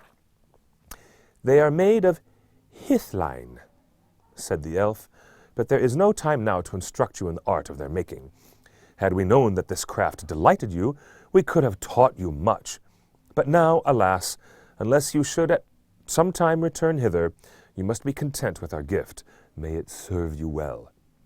"Come," said Haldir, "all is now ready for you. Enter the boats, but take care at first." "Heed the words," said the other elves. "These boats are light built, and they are crafty and unlike the boats of other folk. They will not sink, lade them as you will, but they are wayward if mishandled. It would be wise if you accustomed yourselves to stepping in and out, here, where there is a landing place, before you set off downstream." The company was arranged in this way. Aragorn, Frodo, and Sam were in one boat, Boromir, Merry, and Pippin in another, and in the third were Legolas and Gimli, who had now become fast friends. In this last boat, most of the goods and packs were stowed. The boats were moved and steered with short-handled paddles that had broad leaf-shaped blades. When all was ready, Aragorn led them on a trial up the silver lode. The current was swift, and they went forward slowly. Sam sat in the bows, clutching the sides, and looking back wistfully to the shore. The sunlight, glittering on the water, dazzled his eyes. As they passed beyond the green field of the tongue, the trees drew down to the river's brink. Here and there, golden leaves tossed and floated on the rippling stream. The air was very bright and still, and there was a silence, except for the high, distant song of larks. They turned a sharp bend in the river, and there, sailing proudly down the stream toward them, they saw a swan of great size. The water rippled on either side of the white breast beneath its curving neck.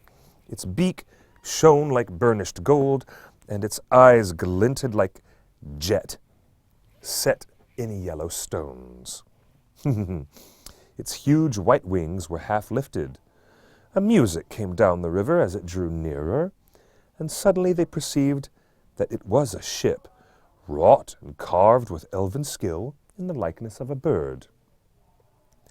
2 elves clad in white steered it with black paddles. In the midst of the vessel sat Celeborn, and behind him stood Galadriel, tall and white. A circlet of golden flowers was in her hair, and in her hand she held a harp, and she sang. Sad and sweet was the sound of her voice in the cool, clear air. I sang of leaves of gold, and leaves of gold there grew. Of wind I sang, a wind there came, and in the branches blew. Beyond the sun, beyond the moon, the foam was on the sea, and by the strand of Ilmarin there grew a golden tree. Beneath the stars of ever eve, in Eldamar it shone, in Eldamar beneath the walls of elven Tirion. There long the golden leaves have grown upon the branching years, while here, beyond the sundering seas, now fall the elven tears. O Lorien, the winter comes, the bare and leafless day. The leaves are falling in the stream, the river flows away. O Lorien, too long I have dwelt upon this hither shore, and in a fading crown have twined the golden Eleanor. But if of ships I now should sing, what ship would come to me? What ship would bear me ever back across so wide a sea? Aragorn stayed his boat as the swan ship drew alongside. The lady ended her song and greeted them. We have come to bid you our last farewell, she said, and to speed you with blessings from our land. Though you have been our guests, said Celeborn, you have not yet eaten with us, and we bid you, therefore, to a parting feast, here between the flowing waters that will bear you far from Lorien. The swan passed on slowly to the height, and they turned their boats and followed it. There in the last end of Egladil, upon the green grass, the parting feast was held. But Frodo ate and drank little, heeding only the beauty of the lady and her voice. She seemed no longer perilous or terrible, nor filled with hidden power.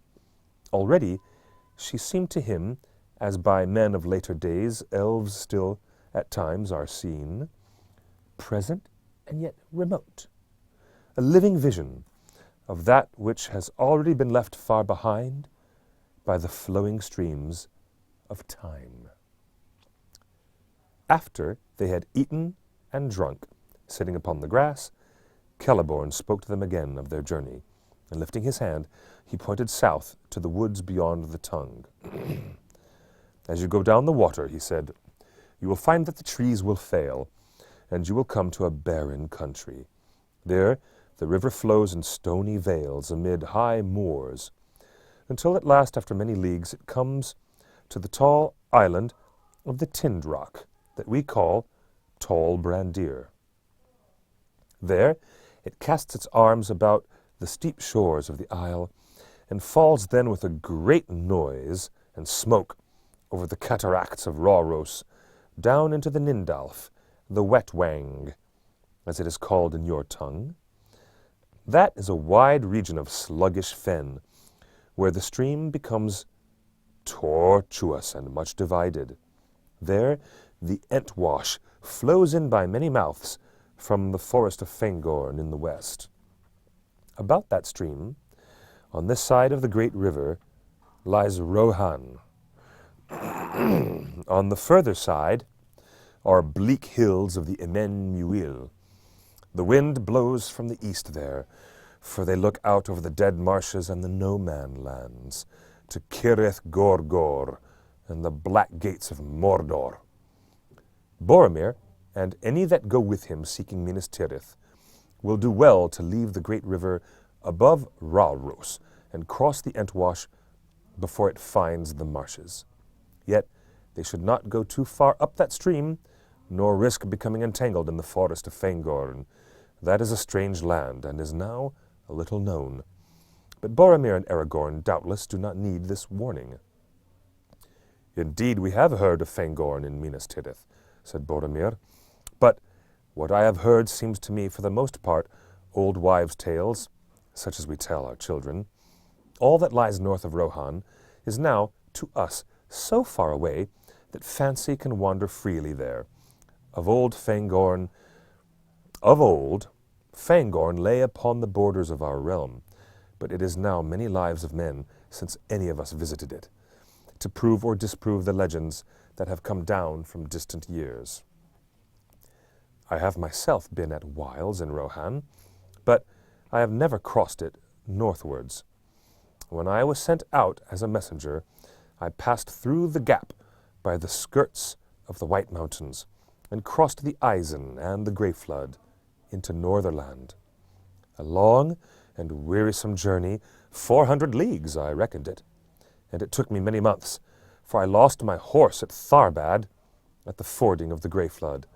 After that journey, and the road I have trodden with this company, I do not much doubt that I shall find a way through Rohan, and Fangorn too, if need be.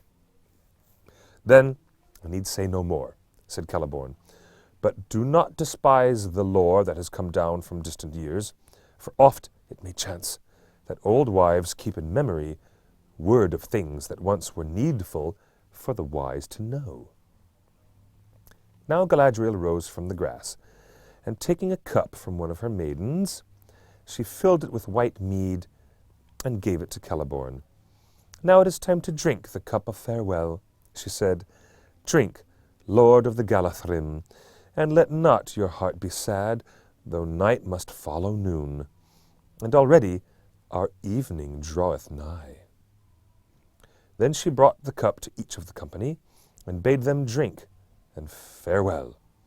But when they had drunk, she commanded them to sit again on the grass, and chairs were set for her and for Celeborn. Her maidens stood silent about her, and while she looked upon her guests. And a while she looked upon her guests. At last she spoke again. We have drunk the cup of parting, she said, and the shadows fall between us, but before you go, I have brought in my ship gifts which the Lord and Lady of the Galathrim now offer you in memory of Lothlorian. Then she called to each in turn. Here is the gift of Celeborn and Galadriel, to the leader of your company, she said to Aragorn, and she gave him a sheath that had been made to fit his sword. It was overlaid with a tracery of flowers and leaves wrought of silver and gold, and on it were set in elven runes, formed of many gems, the name Anduril, and the lineage of the sword.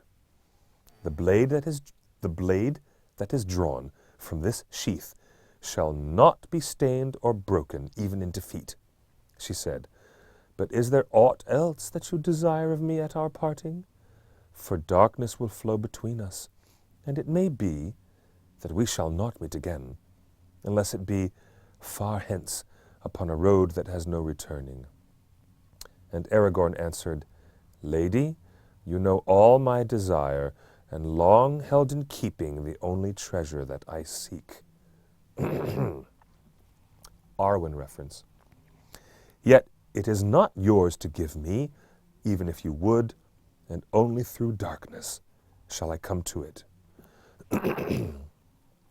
Yet maybe this will lighten your heart, said Galadriel, for it was left in my care to be given to you should you pass through this land. Then she lifted from her lap a great stone of clear green, set in a silver brooch that was wrought in the likeness of an eagle with outspread wings. And as she held it up, the gem flashed like the sun shining through the leaves of spring. This stone I gave to Celebrian, my daughter, and she to hers, and now it comes to you as a token of hope. In this hour take the name that was foretold for you, Elisar, the elf stone of the house of Elendil." Then Aragorn took the stone and pinned the brooch upon his breast, and those who saw him wondered, for they had not marked before how tall and kingly he looked. Kingly he looked, and it seemed to them that many years of toil had fallen from his shoulders. "For the gifts that you have given me, I thank you," he said, "O Lady of Lothlorian, of whom were sprung Celebrian and Arwen Evenstar. What praise could I say more?" The lady bowed her head, and she turned then to Boromir, and to him she gave a belt of gold, and to Merry and Pippin she gave small silver belts, each with a clasp wrought like a golden flower. To Legolas she gave a bow such as the Galathrim used, longer and stouter than the bows of Mirkwood, and strung with a string of elf hair. With it went a quiver of arrows. "For you, little gardener and lover of trees," she said to Sam, "I have only a small gift." She put into his hand a little box of plain grey wood, unadorned, save for a single silver rune upon the lid. "Here is set G for Galadriel," she said, "but also it may stand for garden in your tongue. In this box there is earth from my orchard, and such blessing as Galadriel has still to bestow is upon it. It will not keep you on your road, nor defend you against any peril, but if you keep it and see your home again at last, then perhaps it may reward you. Though you should find all barren and laid waste, there will be few gardens in Middle-earth that will bloom like your garden if you sprinkle this earth there. Then you may remember Galadriel, and catch a glimpse of far-off Lothlorian that you have seen only in our winter. For our spring and our summer are gone by, and they will never be seen on earth again, save in memory." Sam went red to the ears and muttered something inaudible as he clutched the box and bowed as well as he could. "And what gift would a dwarf ask of the elves?" said Galadriel, turning to Gimli. "None, lady," answered Gimli.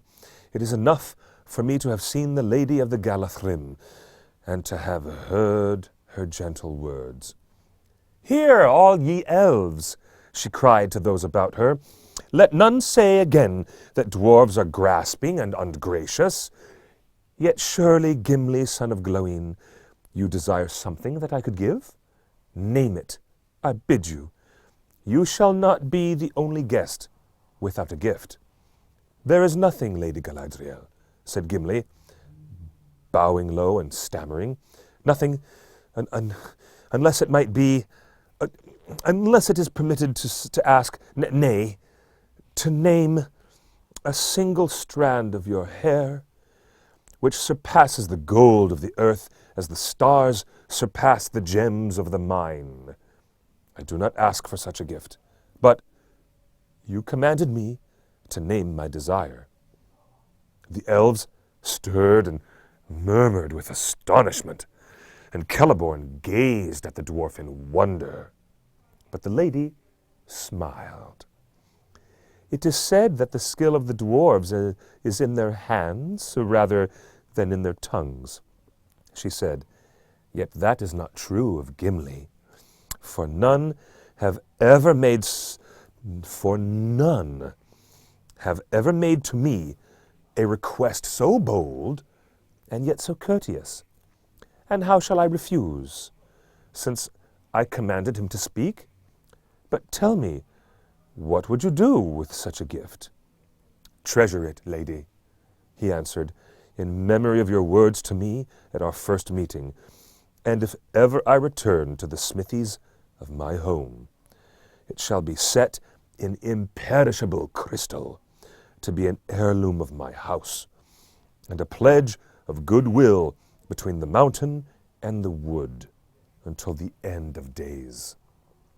Then the lady unbraided one of her long tresses and cut off 3 golden hairs and laid them in Gimli's hand. "These words shall go with the gift," she said. "I do not foretell, for foretelling is now vain. On the one hand lies darkness, and on the other only hope. But if hope should not fail, then I say to you, Gimli, son of Glóin, that your hands shall flow with gold, and yet over gold you shall have no dominion. And you, ring-bearer," she said, turning to Frodo, "I come to you last, who are not last in my thoughts. For you, I have prepared this." She held up a small crystal phial. It glittered as she moved it, and rays of white light sprang from her hand. "In this phial," she said, "is caught the light of Erendiel's star, set amid the waters of my fountain. It will shine still brighter when night is about you. May it be a light to you in dark places when all other lights go out. Remember Galadriel and her mirror."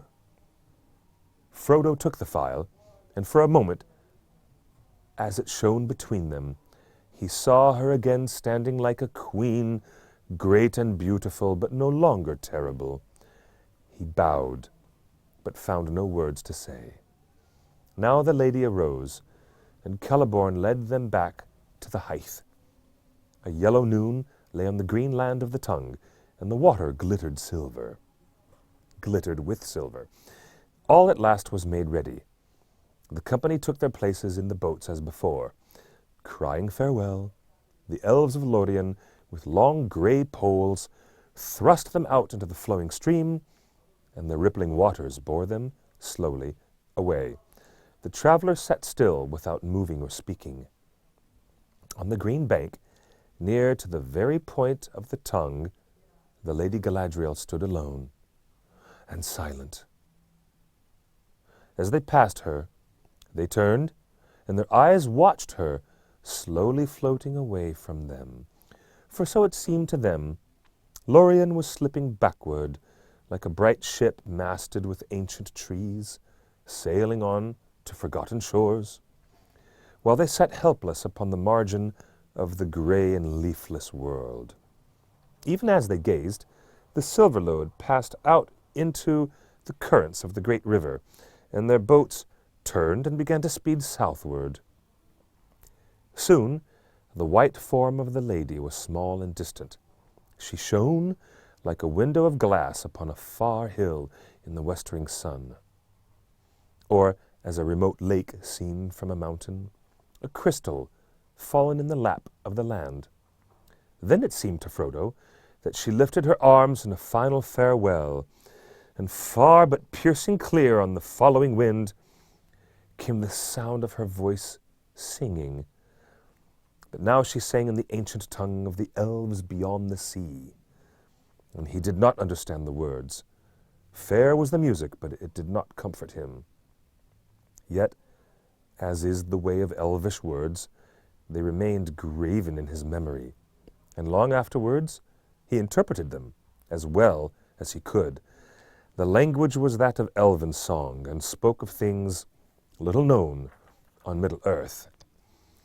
Ai lorie lantar lassi surinen, yeni inutome ve ramar aldaron, yeni ve linte yuldar avanier, mi oromardi lise mirovoreva. Andune pella vardo telumar, nu luini yasen tintilar I ileni, o Mario arietari lirinen. Si man iulma nin enquantuva, an si tintale Varda, oeloeso, ve fanyar mariat, elentari ortane. Ar ilye tier undualve lumbule, ar sindaniorello, cata mornie, I falmalinar imbemet orhisie, untupa cala sirio miri oale, si vanwana romella vanwa valemar, namarie, na hiruvalye valemar, na ilye hiruva, namarie. Ah, like gold fall the leaves in the wind, long years numberless as the wings of trees. The years have passed like swift draughts of the sweet mead in lofty halls beyond the west, beneath the blue vaults of Varda, wherein the stars tremble in the song of her voice, holy and queenly. Who now shall refill the cup for me? For now the kindler, Varda, the queen of the stars, from Mount Everwhite has uplifted her hands like clouds, and all paths are drowned deep in shadow, and out of a grey country darkness lies on the foaming waves between us, and mists covers the jewels of Cala Syria forever. Now lost, lost, to those from the east is Valimar. Farewell. Maybe thou shalt find Valimar. Maybe even thou shalt find it. Farewell. Varda is the name of the lady whom the elves in these lands of exile name Elbereth. Suddenly, the river swept around a bend, and the banks rose up upon either side, and the light of Lothlorian was hidden. To that fair land Frodo never came again. The travelers now turned their faces to the journey. The sun was before them, and their eyes were dazzled, for all were filled with tears. Gimli wept openly. I have looked the last upon that which is fairest, he said to Legolas, his companion. Henceforward I will call nothing fair, unless it be her gift. He put his hand to his breast. Tell me, Legolas, why did I come on this quest? Little did I know where the chief peril lay. Truly Elrond spoke, saying that we could not foresee what we might meet upon our road. Torment in the dark was the danger that I feared, and it did not hold me back. But I would not have come had I known the danger of light and joy. Now I have taken my worst wound at this parting, even if I were to go this night straight to the Dark Lord. Alas for Gimli, son of Glóin! Nay, said Legolas, alas for us all, and for all that walk the world in these after days. For such is the way of it, to find and lose, as it seems, to those whose boat is on the running stream. But I count you blessed, Gimli, son of Glóin. For your loss you suffer of your own free will, and you might have chosen otherwise. But you have not forsaken your companions, and the least reward that you shall have is that the memory of Lothlorian shall remain ever clear and unstained in your heart, and shall neither fade nor grow stale. Maybe, said Gimli, and I thank you for your words. The true words, doubtless, yet all such comfort is cold. Memory is not what the heart desires. That is only a mirror, be it clear as Khaledzaram. Or so say the heart of Gimli the dwarf. Elves may see things otherwise. Indeed, I have heard that for them memory is more like to the waking world than to a dream. Not so for dwarves. But let us talk no more of it. Look to the boat. She is too low in the water with all this baggage, and the great river is swift. I do not wish to drown my grief in cold water." He took up a paddle and steered towards the western bank, following Aragorn's boat ahead, which had already moved out of the middle stream. So, the company went on their long way, down the wide, hurrying waters, borne ever southwards. Bare woods stalked along either bank, and they could not see any glimpse of the lands behind. The breeze died away, and the river flowed without a sound. No voice of bird broke the silence. The sun grew misty as the day grew old, until it gleamed in a pale sky like a high white pearl. Then it faded into the west, and dusk came early, followed by a gray and starless night. Far into the dark, quiet hours they floated on, guiding their boats under the overhanging shadows of the western woods.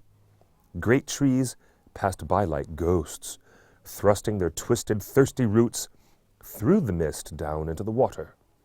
It was dreary and cold. Frodo sat and listened to the faint lap and gurgle of the river fretting among the tree roots and driftwood near the shore, until his head nodded and he fell into an uneasy sleep. Farewell to Lothlorian. Coming up next, after a very quick break, Chapter 9, The Great River. We shall return in just a moment.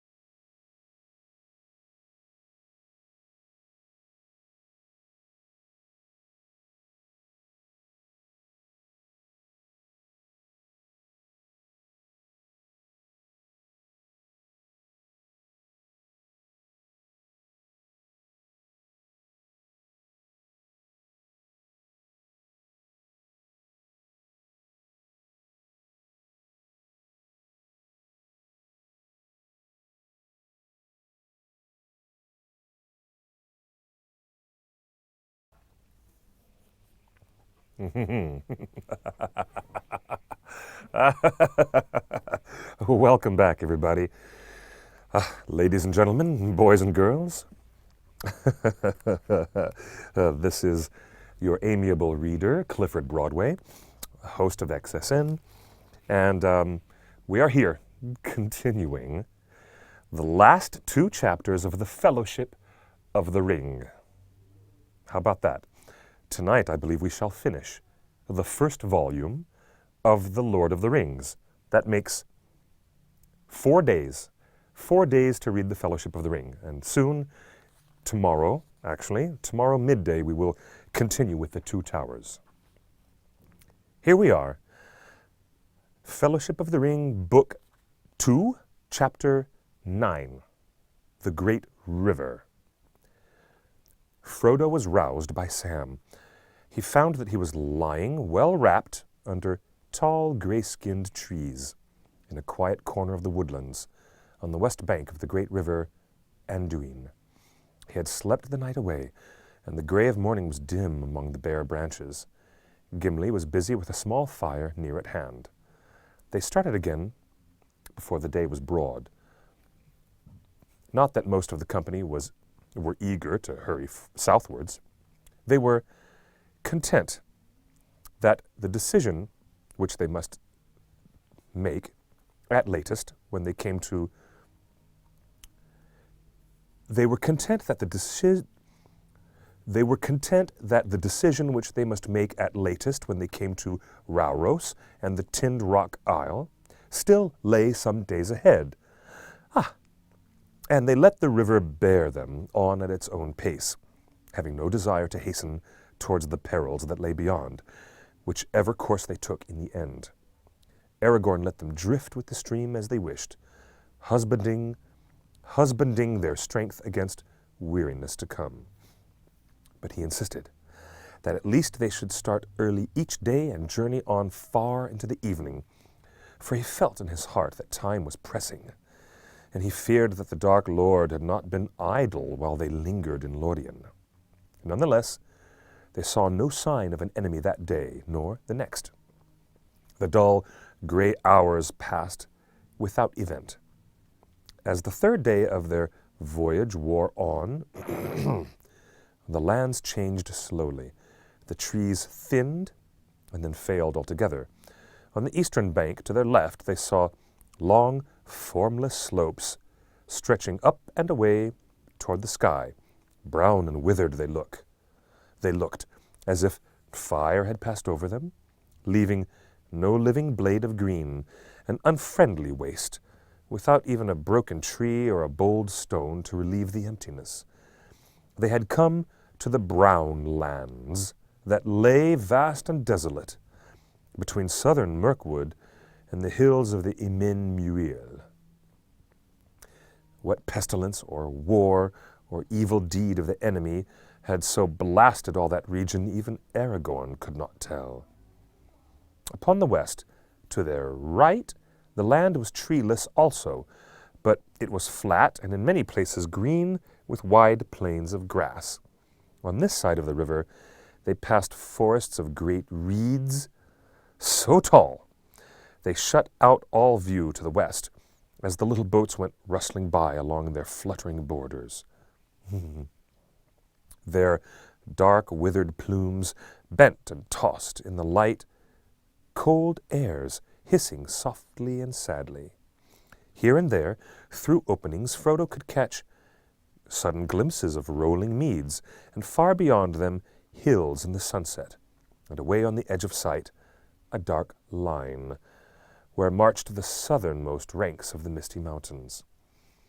There was no sign of living, moving things, save birds. Of these, there were many, small fowl whistling and piping in the reeds, but they were seldom seen. Once or twice the travelers heard the rush and whine of swan wings, and looking up they saw a great phalanx streaming along the sky. "Swans," said Sam, "and mighty big ones, too." "Yes," said Aragorn, "and they are black swans." How wide and empty and mournful all this country looks, said Frodo. I always imagined that as one journeyed south it got warmer and merrier until winter was left behind forever. But we have not journeyed far south yet, answered Aragorn.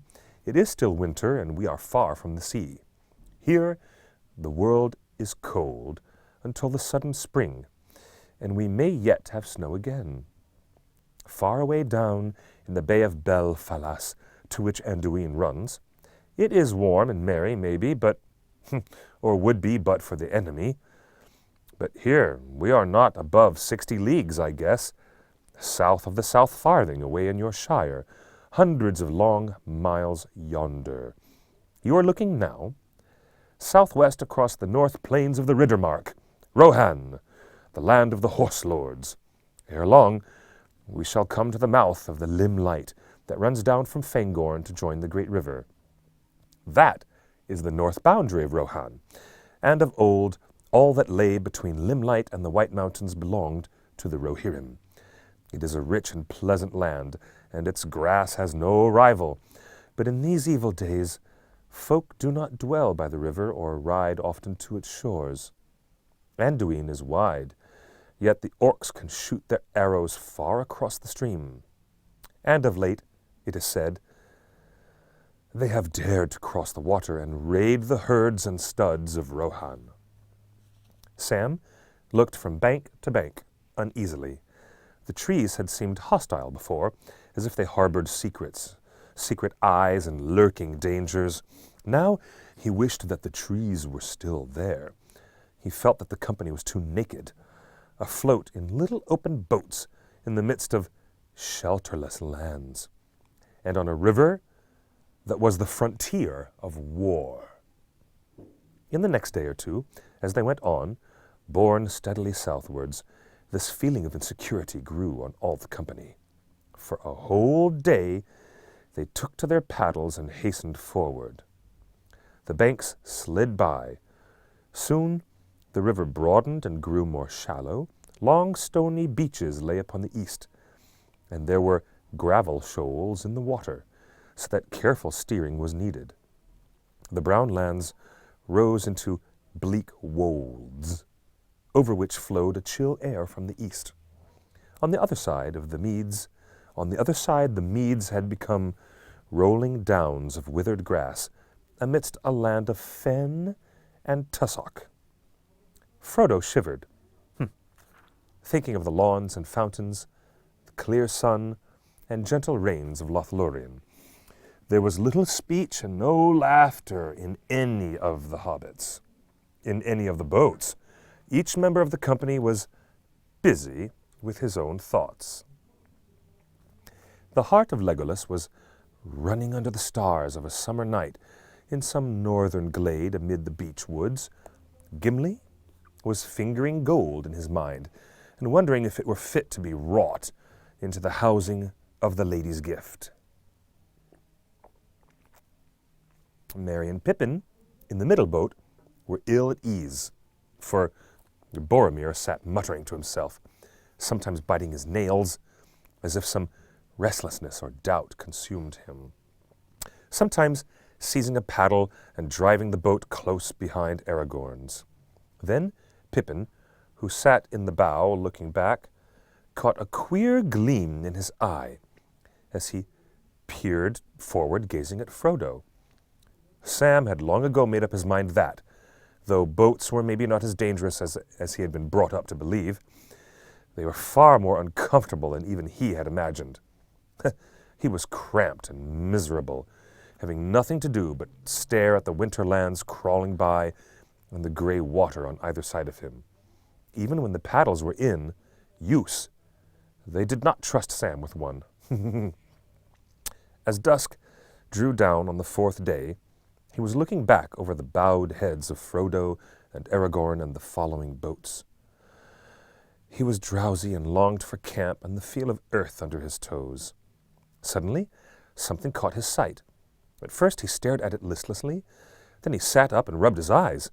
But when he looked again, he could see it. He could not see it anymore. We know who that is. That night, They camped in a small eyot close to the western bank. Sam lay rolled in blankets beside Frodo. "I had a funny dream an hour or two before we stopped, Mr. Frodo," he said.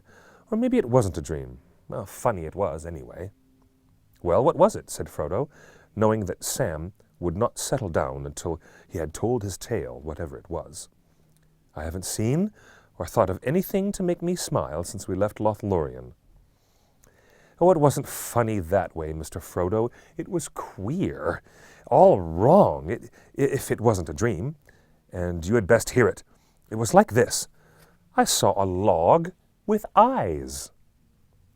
"The log's all right," said Frodo. "There are many in the river, but leave out the eyes." "That I won't," said Sam. "'Twas the eyes as made me sit up, so to speak. I saw what I took to be a log floating along in the half-light behind Gimli's boat, but I didn't give much heed to it. Then it seemed as if the log was slowly catching us up, and that was peculiar, as you might say, seeing as we were all floating on the stream together. Just then I saw the eyes, two pale sort of points, shiny-like, on a hump at the near end of the log. What's more, it wasn't a log, for it had paddle feet, like a swan's almost, only they seemed bigger and kept dipping in and out of the water. That's when I sat right up and rubbed my eyes, meaning to give a shout, if it was still there when I had rubbed the drowse out of my head. For the whatever it was coming along fast now and getting close behind Gimli. But whether those two lamps spotted me moving or staring, or whether I came to my senses, I don't know. When I looked again, it wasn't there. Yet I thought I caught a glimpse, with the tail of my eye, as the saying is, of something dark shooting under the shadow of the bank. I couldn't see no more eyes, though. I said to myself, "Dreaming again, Sam Gamgee," I said, and I said no more just then. But I've been thinking since, and now I'm not so sure. What do you make of it, Mr. Frodo?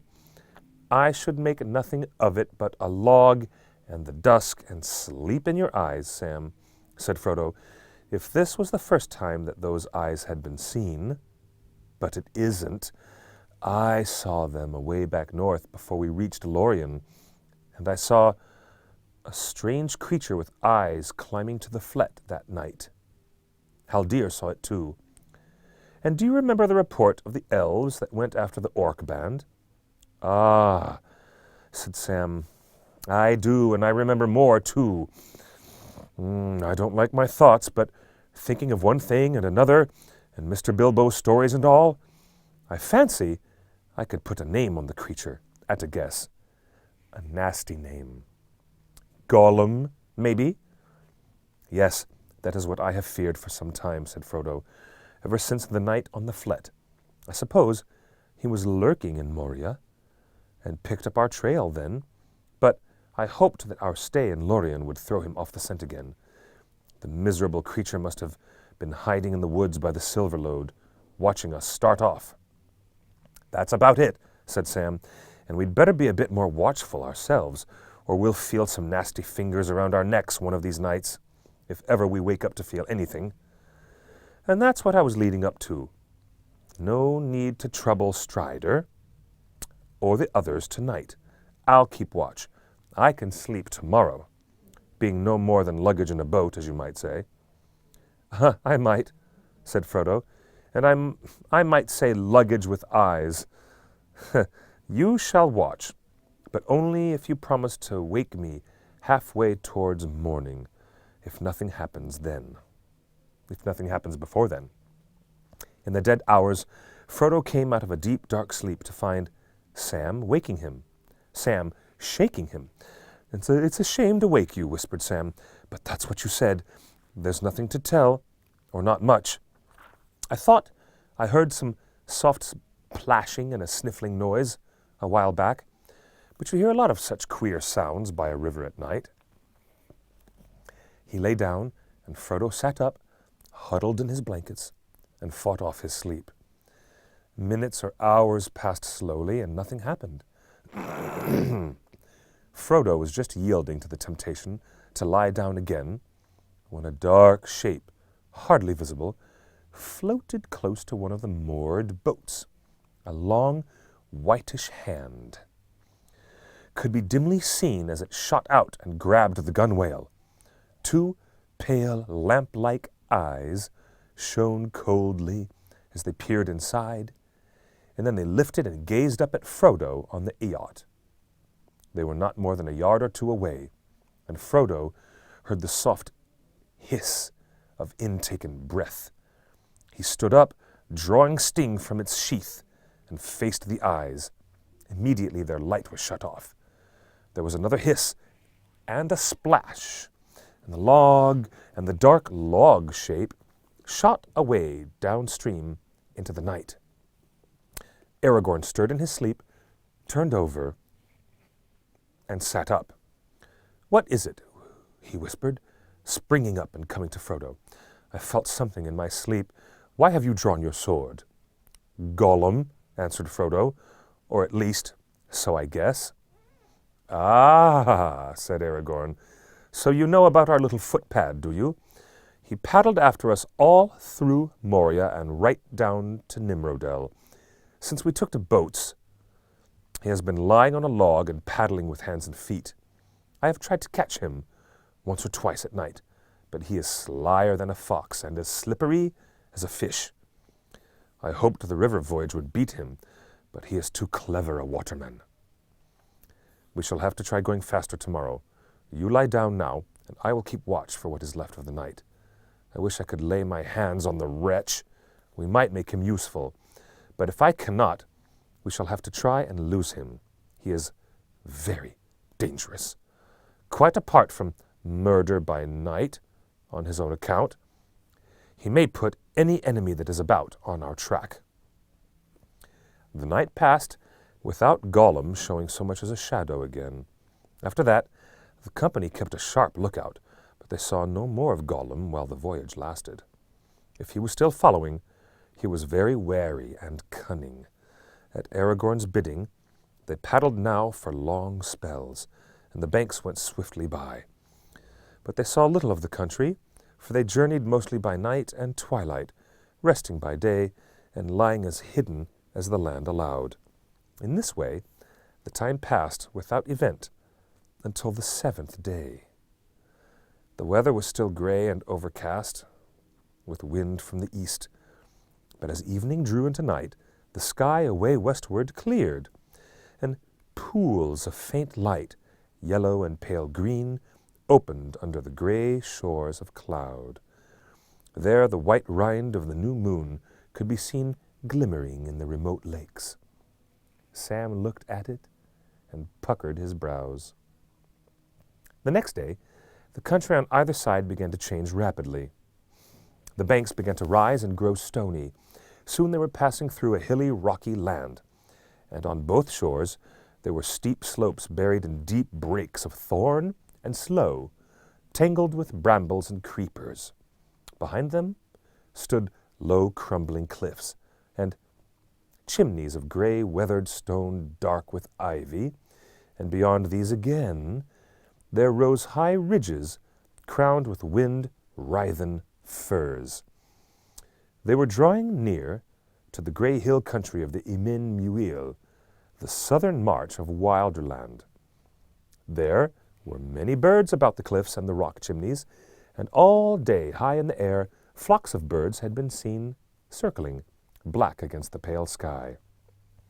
As they lay in their camp that day, Aragorn watched the flights doubtfully, wondering if Gollum had been doing some mischief, and the news of their voyage was now moving in the wilderness. Later, as the sun was setting, and the company was stirring and getting ready to start again, he descried a dark spot against the fading light. A great bird high and far off, now wheeling, now flying on slowly southwards. "What is that, Legolas?" he asked, pointing to the northern sky. "Is it, I think, an eagle?" "Yes," said Legolas. "It is an eagle, a hunting eagle. I wonder what that forebodes. It is far from the mountains." "We will not start until it is fully dark," said Aragorn. The 8th night of their journey came. It was silent and windless. The great east wind had passed away. The thin crescent of the moon had fallen early into the pale sunset, but the sky was clear above, and though far away in the south, there were great ranges of cloud that still shone faintly. In the west, stars glinted bright. "Come," said Aragorn, "we will venture one more journey by night.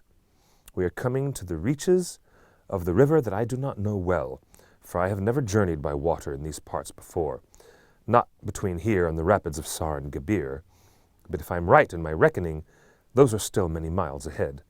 Still, there are dangerous places even before we come there, rocks and stony eyots in the stream. We must keep a sharp watch and not try to paddle swiftly." To Sam in the leading boat was given the task of watchman. He lay forward, peering into the gloom. The night grew dark, but the stars above were strangely bright, and there was a glimmer on the face of the river. It was close on midnight, and they had been drifting for some while, hardly using the paddles, when suddenly Sam cried out. Only a few yards ahead, dark shapes loomed up in the stream, and he heard the swirl of racing water. There was a swift current, which swung left towards the eastern shore, where the channel was clear.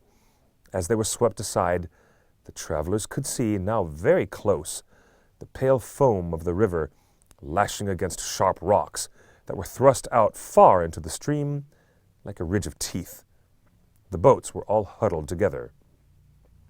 "Hoy there, Aragorn!" shouted Boromir, as his boat bumped into the leader.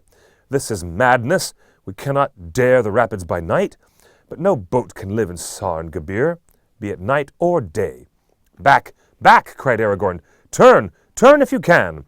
He drove his paddle into the water, trying to hold the boat and bring it round. "I am out of my reckoning," he said to Frodo. "I did not know that we had come so far. Anduin flows faster than I thought. Sarn Gabir must be close at hand already."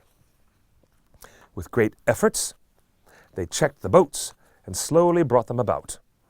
But at first they could make only small headway against the current, and all the time they were carried nearer and nearer to the eastern bank. Now dark and ominous it loomed up in the night.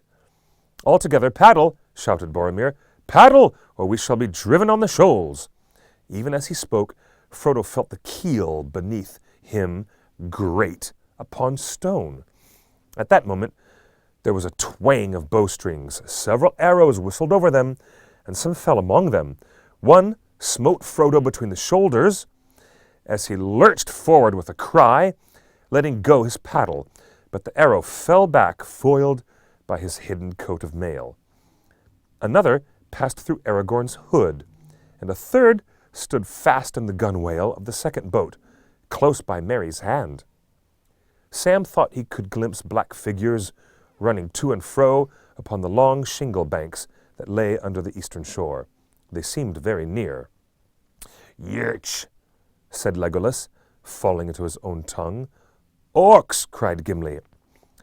"Gollum's doing, I'll be bound," said Sam to Frodo. "And a nice place to choose, too.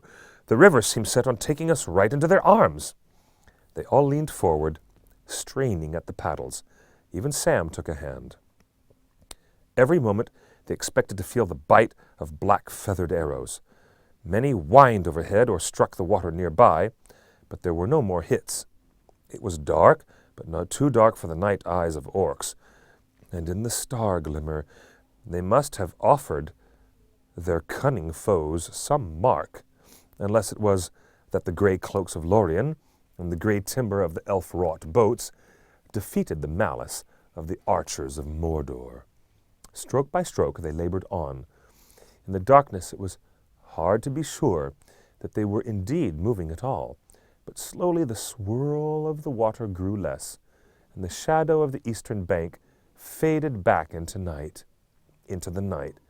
At last, as far as they could judge, they had reached the middle of the stream again and had driven their boats back some distance over the jutting rocks. Then, half turning, They thrust them with all their strength towards the western shore.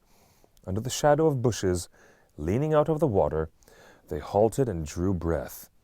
Legolas laid down his paddle and took up the bow that he had brought from Lothlorian. Then he sprang ashore and climbed a few paces up the bank.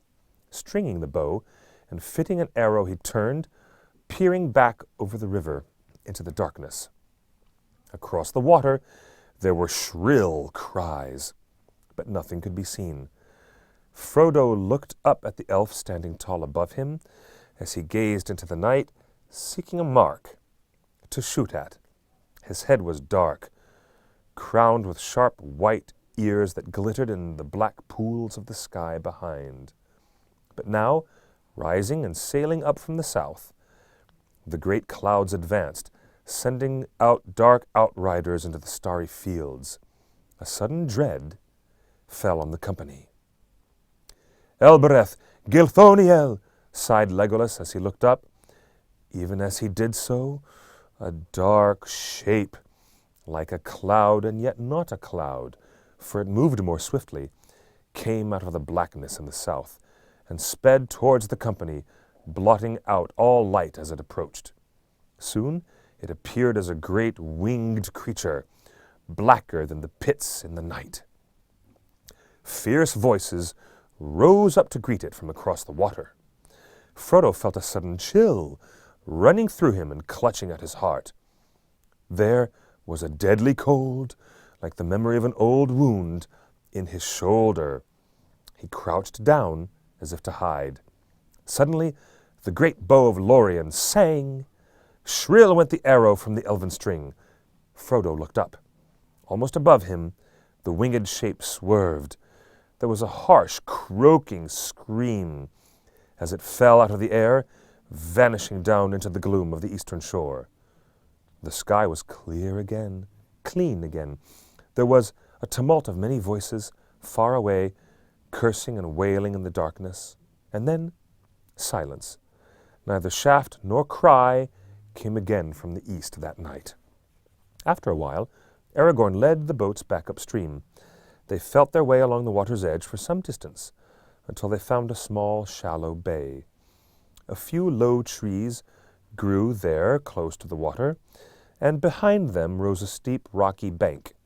Here, the company decided to stay and await the dawn. It was useless to attempt to move further by night, and they made no camp and lit no fire, but lay huddled in the boats, moored close together. "Praised be the bow of Galadriel, and the hand and the eye of Legolas," said Gimli, as he munched a wafer of lembas. "That was a mighty shot in the dark, my friend." "But who can say what I hit?" said Legolas. "I cannot, but I am glad that the shadow came no nearer. I liked it not at all. Too much it reminded me of the shadow in Moria, the shadow of the Balrog." He ended in a whisper.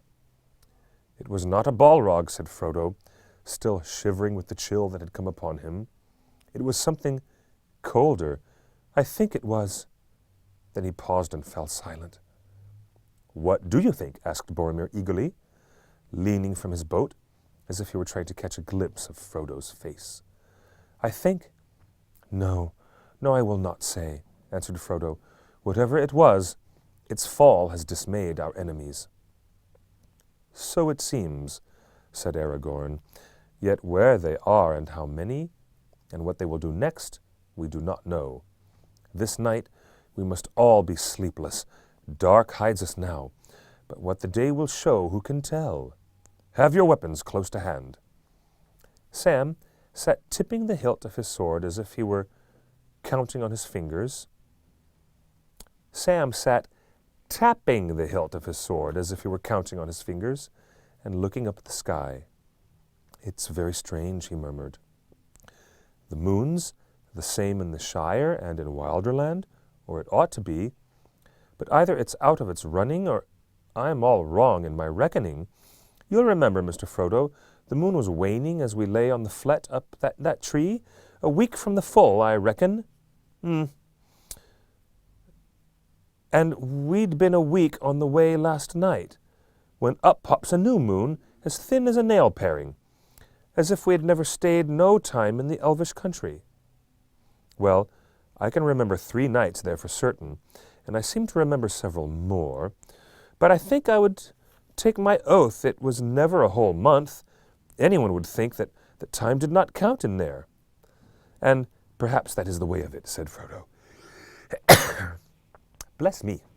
And perhaps that is the way of it, said Frodo. In that land, maybe, we were in a time that was elsewhere long gone by. It was not, I think, until Silverlode bore us back to Anduin that we returned to the time that flows through mortal lands to the great sea. And I don't remember any moon, either new or old, in Caras Galadhon. Only stars by night and sun by day. Legolas stirred in his boat. Nay, time does not tarry ever, he said, but change and growth is not in all things and all places alike. For the elves the world moves, and it moves both very swift and very slow. Swift, because they themselves change little, and all else fleets by. It is a grief to them. Slow, because they do not count the running years, not for themselves. The passing seasons are but ripples ever repeated in the long, long stream. Yet beneath the sun, all things must wear to an end at last. But the wearing is slow in Lothlorian, said Frodo. The power of the lady is on it. Rich are the hours, though short they seem, in Caras Galadhon, where Galadriel wields the elven ring. That should not have been said outside Lothlorian, not even to me, said Aragorn. Speak no more of it.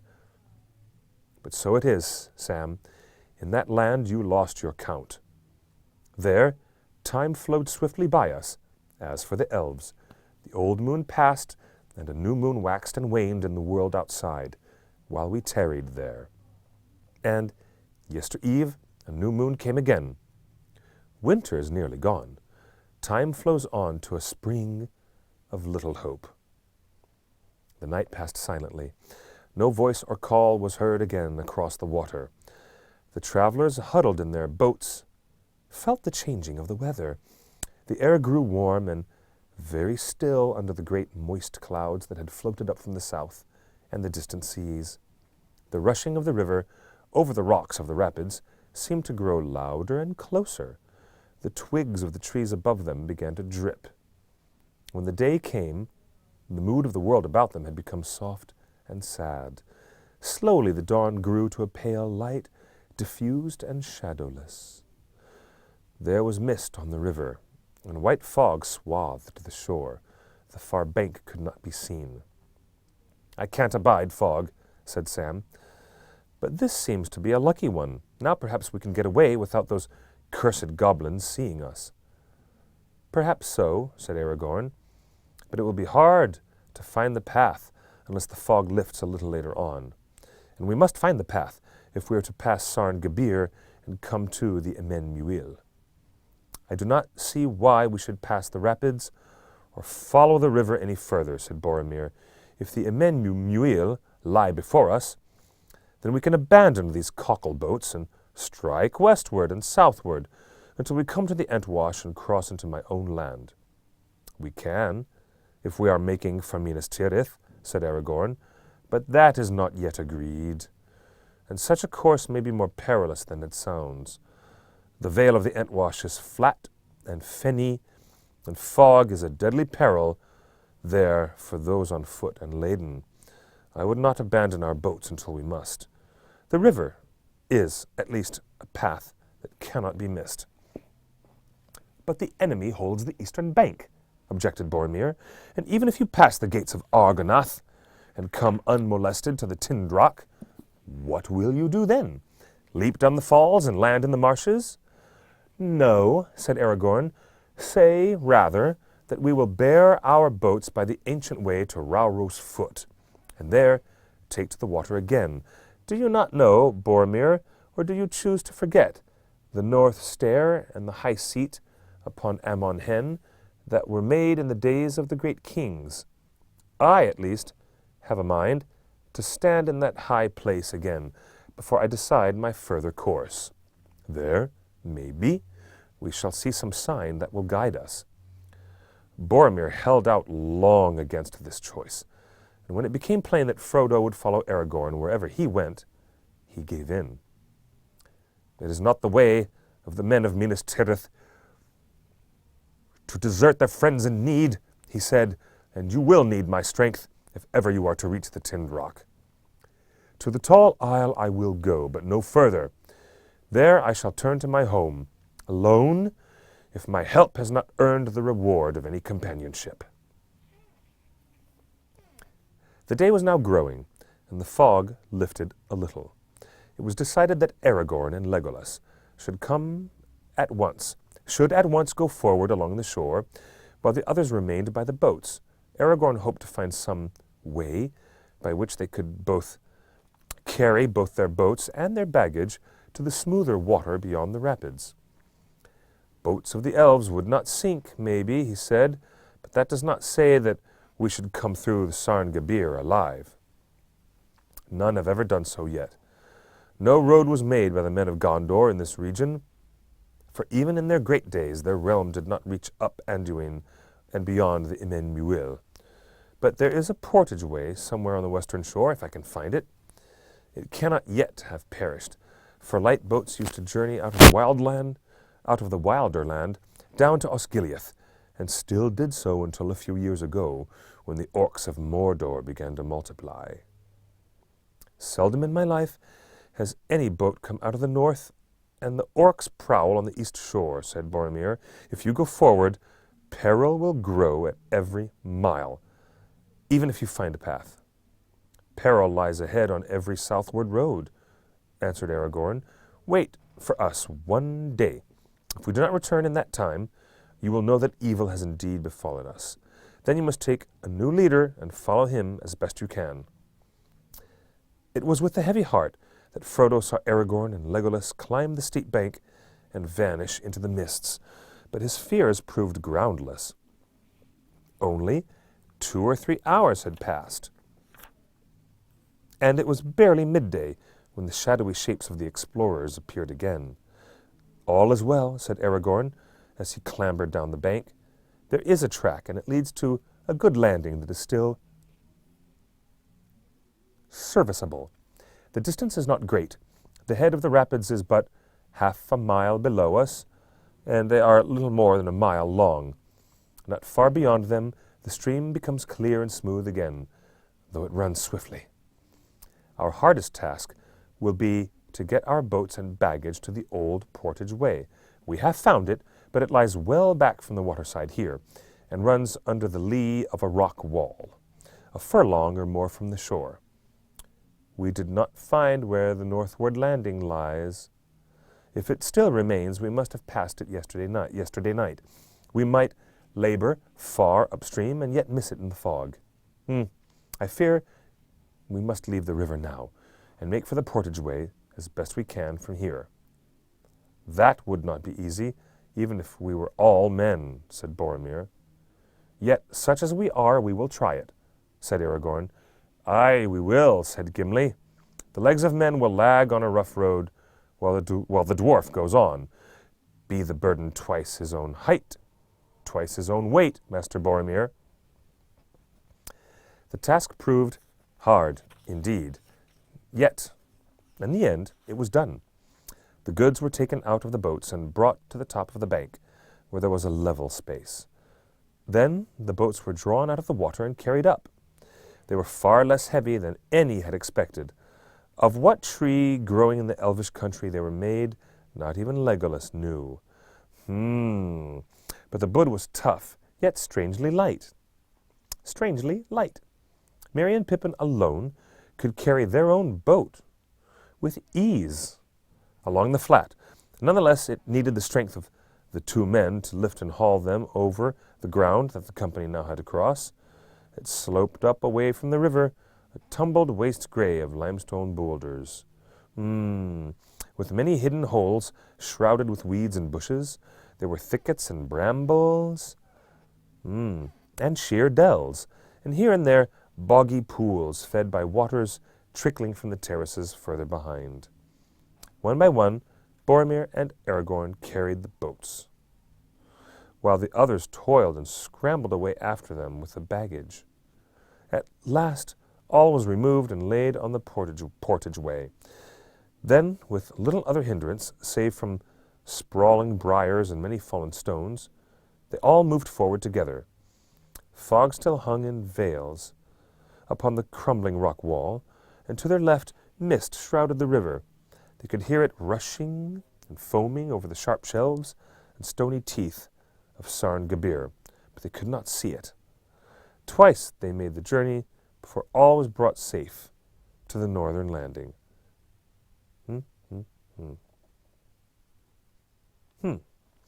There the portageway, turning back to the waterside, ran gently down to the shallow edge of a little pool. It seemed to have been scooped in the riverside, not by hand, but by the water swirling down from Sarn Gabir, against a low pier of rock that jutted out some way into the stream. Beyond it, the shore rose sheer into a grey cliff, and there was no further passage for those on foot. Already the short afternoon was past, and a dim, cloudy dusk was closing in. They sat beside the water, listening to the confused rush and roar of the rapids hidden in the mist. They were tired and sleepy, and their hearts were as gloomy as the dying day. "Well, here we are, and here we must pass another night," said Boromir. "Oof! We need sleep, even if Aragorn had a mind to pass the gates of Argonath by night. We are all too tired, except, no doubt, our sturdy dwarf." Gimli made no reply. He was nodding as he sat. "Let us rest as much as we can now," said Aragorn. "Tomorrow we must journey by day again. Unless the weather changes once more and cheats us, we shall have a good chance of slipping through, unseen by any eyes on the eastern shore. But tonight, two must watch together in turns, 3 hours off and one on guard." Nothing happened that night, worse than a brief drizzle of rain an hour before dawn. As soon as it was fully light, they started. Already the fog was thinning. They kept as close as they could to the western side, and they could see the dim shapes of the low cliffs rising ever higher, shadowy walls with their feet in the hurrying river.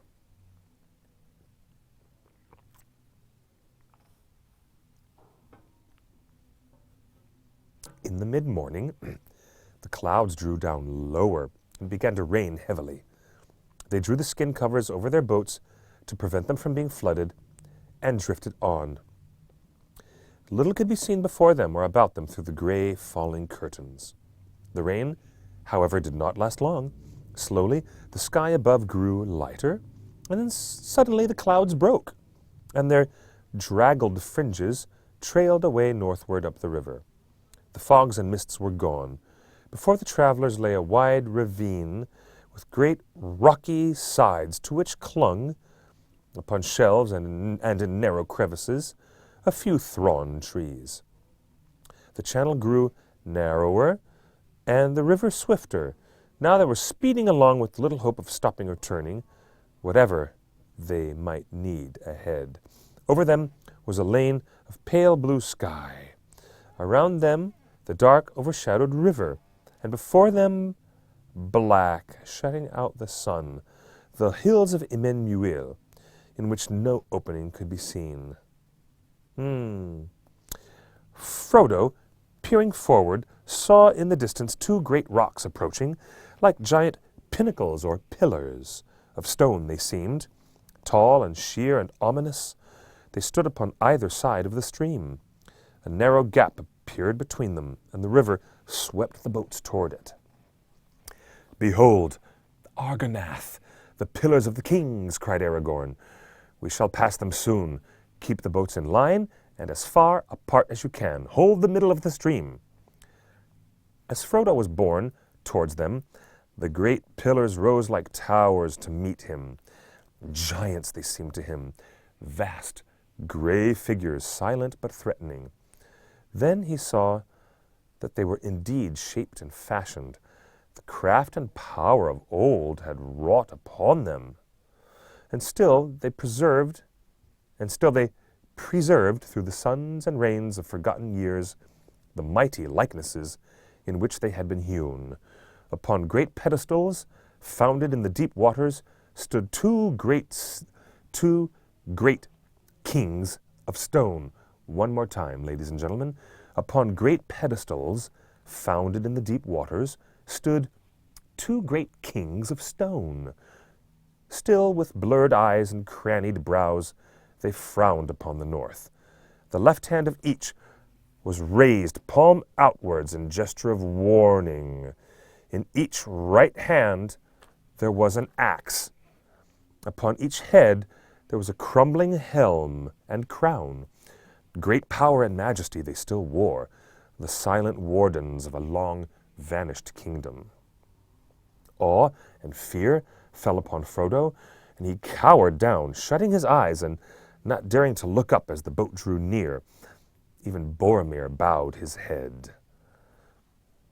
As the boats whirled by, frail and fleeting as little leaves, under the enduring shadow of the sentinels of Numenor. So they passed into the dark chasm of the gates. Sheer rose the dreadful cliffs to unguessed heights on either side. Far off was the dim sky. The black waters roared and echoed, and a wind screamed over them. Frodo, crouching over his knees, heard Sam in front, muttering and groaning. "What a place! What a horrible place! Just let me get out of this boat, and I'll never wet my toes in a puddle again, let alone a river." "Fear not," said a strange voice behind him. Frodo turned and saw Strider, and yet not Strider. For the weather-worn ranger was no longer there. In the stern sat Aragorn, son of Arathorn, proud and erect, guiding the boat with skillful strokes. His hood was cast back, and his dark hair was blowing in the wind. A light was in his eyes. A king returning from exile to his own land. "Fear not," he said. "Long have I desired to look upon the likenesses of Isildur and Anarion, my sires of old. Under their shadow, Elisar, the Elfstone, son of Arathorn, of the house of Valandil, Isildur's son, heir of Elendil, has naught to dread."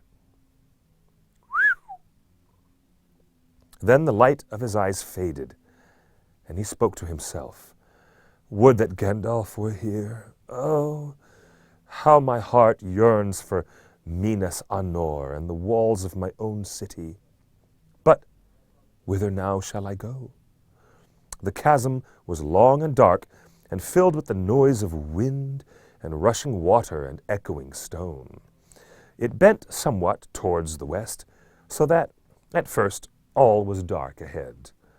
But soon Frodo saw a tall gap of light before him, ever growing. Swiftly it drew near, and suddenly the boats shot through out into a wide, clear light. The sun, already long fallen from the noon, was shining in a windy sky. The pent waters spread out into a long oval lake, pale Nen Hithoel, fenced by steep gray hills whose sides were clad with trees. But their heads were bare, cold gleaming in the sunlight. At the far southern end rose 3 peaks. The midmost stood somewhat forward from the others, and sundered from them, an island in the waters, about which the flowing river flung pale shimmering arms. Distant, but deep, there came up on the wind a roaring sound like the roll of thunder heard far away. "Behold, Tol Brandir," said Aragorn, pointing south to the tall peak. "Upon the left stands Amon Hlaw, and upon the right is Amon Hen, the hills of hearing and sight.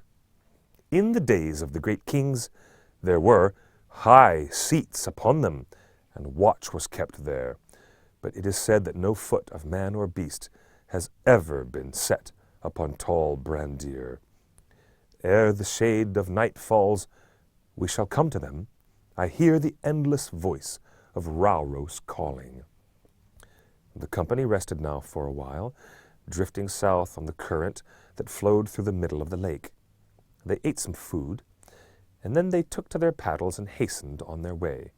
The sides of the westward hills fell into shadow, and the sun grew round and red. Here and there a misty star peered out. The three peaks loomed before them, darkling in the twilight. Rauros was roaring with a great voice. Already night was laid on the flowing waters, when the travelers came at last under the shadow of the hills. The 10th day of their journey was over. Wilder land was behind them. They could go no further without choice between the east way and the west. The last stage of the quest was before them. That is the end of chapter 9. Let's see now. After a moment, we shall come back and finish the Fellowship of the Ring with chapter 10, the breaking of the fellowship. Stay tuned, ladies and gentlemen. We will return.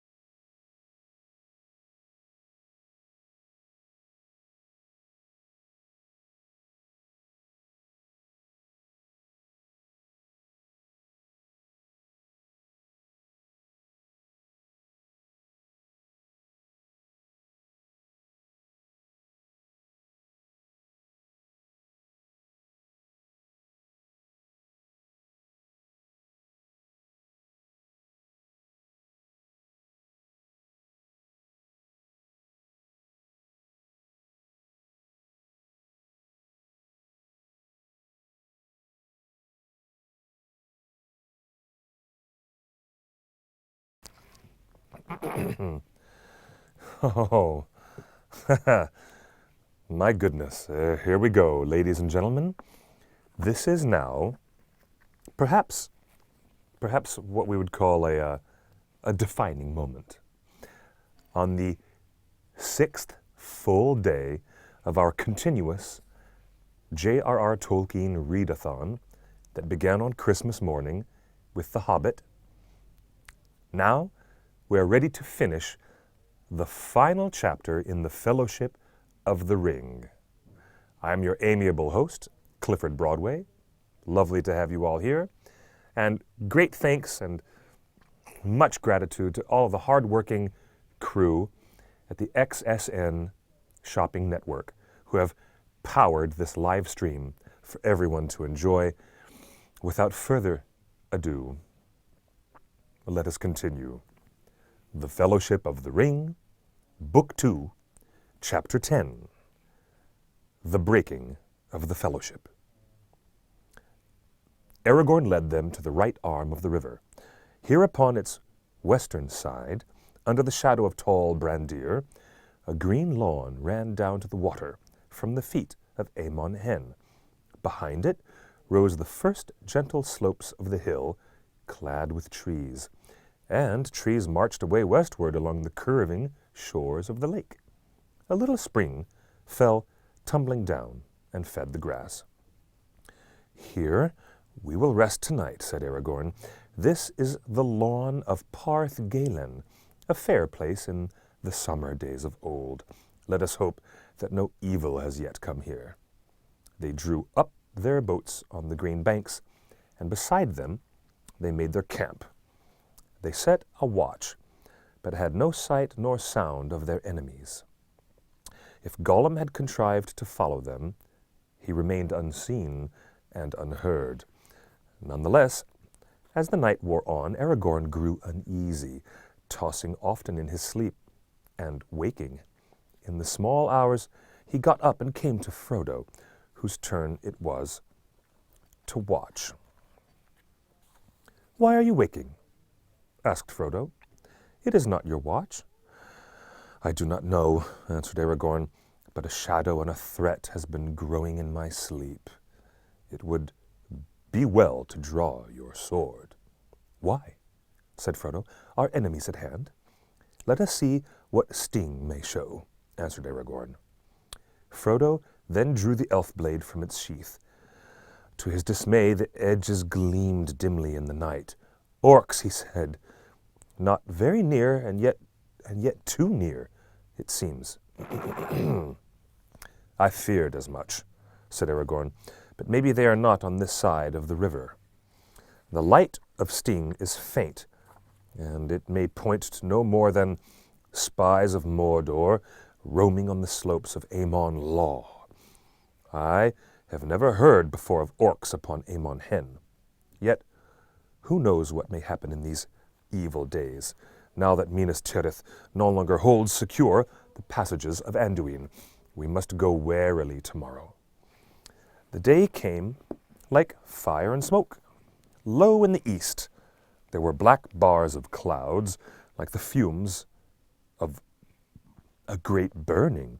The rising sun lit them from beneath with flames of murky red, but soon it climbed above them into a clear sky. The summit of Tol Brandir was tipped with gold. Frodo looked out eastward and gazed at the tall island. Its sides sprang sheer out of the running water. High up above the tall cliffs were steep slopes upon which trees climbed, mounting one head above another, and above them again were gray faces of inaccessible rock, crowned by a great spire of stone.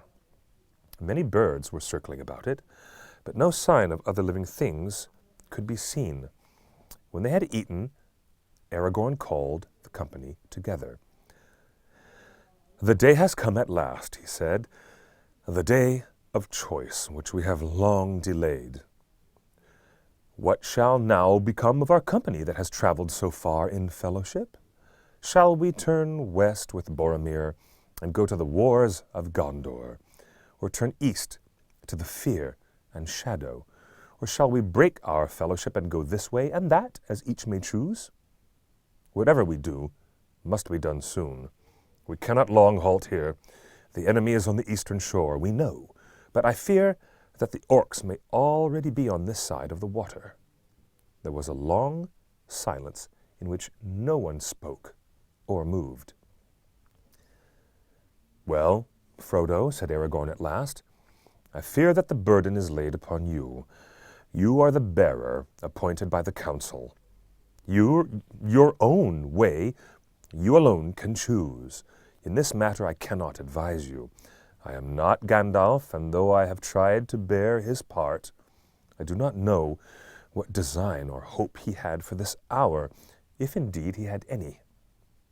Most likely, it seems that if he were here now, the choice would still wait on you. Such is your fate." Frodo did not answer at once. Then he spoke slowly. "I know that haste is needed, yet I cannot choose. The burden is heavy. Give me an hour longer, and I will speak. Let me be alone." Aragorn looked at him with kindly pity. "Very well, Frodo, son of Drogo," he said. "You shall have an hour, and you shall be alone. We will stay here for a while, but do not stray far or out of call." Frodo sat for a moment with his head bowed. Sam, who had been watching his master with great concern, shook his head and muttered, "Plain as a pikestaff it is, but it's no good Sam Gamgee putting in his spoke just now." Presently, Frodo got up and walked away, and Sam saw that, while the others restrained themselves and did not stare at him, the eyes of Boromir followed Frodo intently, until he passed out of sight in the trees at the foot of Amon Hen. Wandering aimlessly at first in the wood, Frodo found that his feet were leading him up towards the slopes of the hill. He came to a path, the dwindling ruins of a road of long ago. In steep places, stairs of stone had been hewn, but now they were cracked and worn and split by the roots of trees. For some while he climbed, not caring which way he went, until he came to a grassy place. Rowan trees grew about it, and in the midst was a wide, flat stone.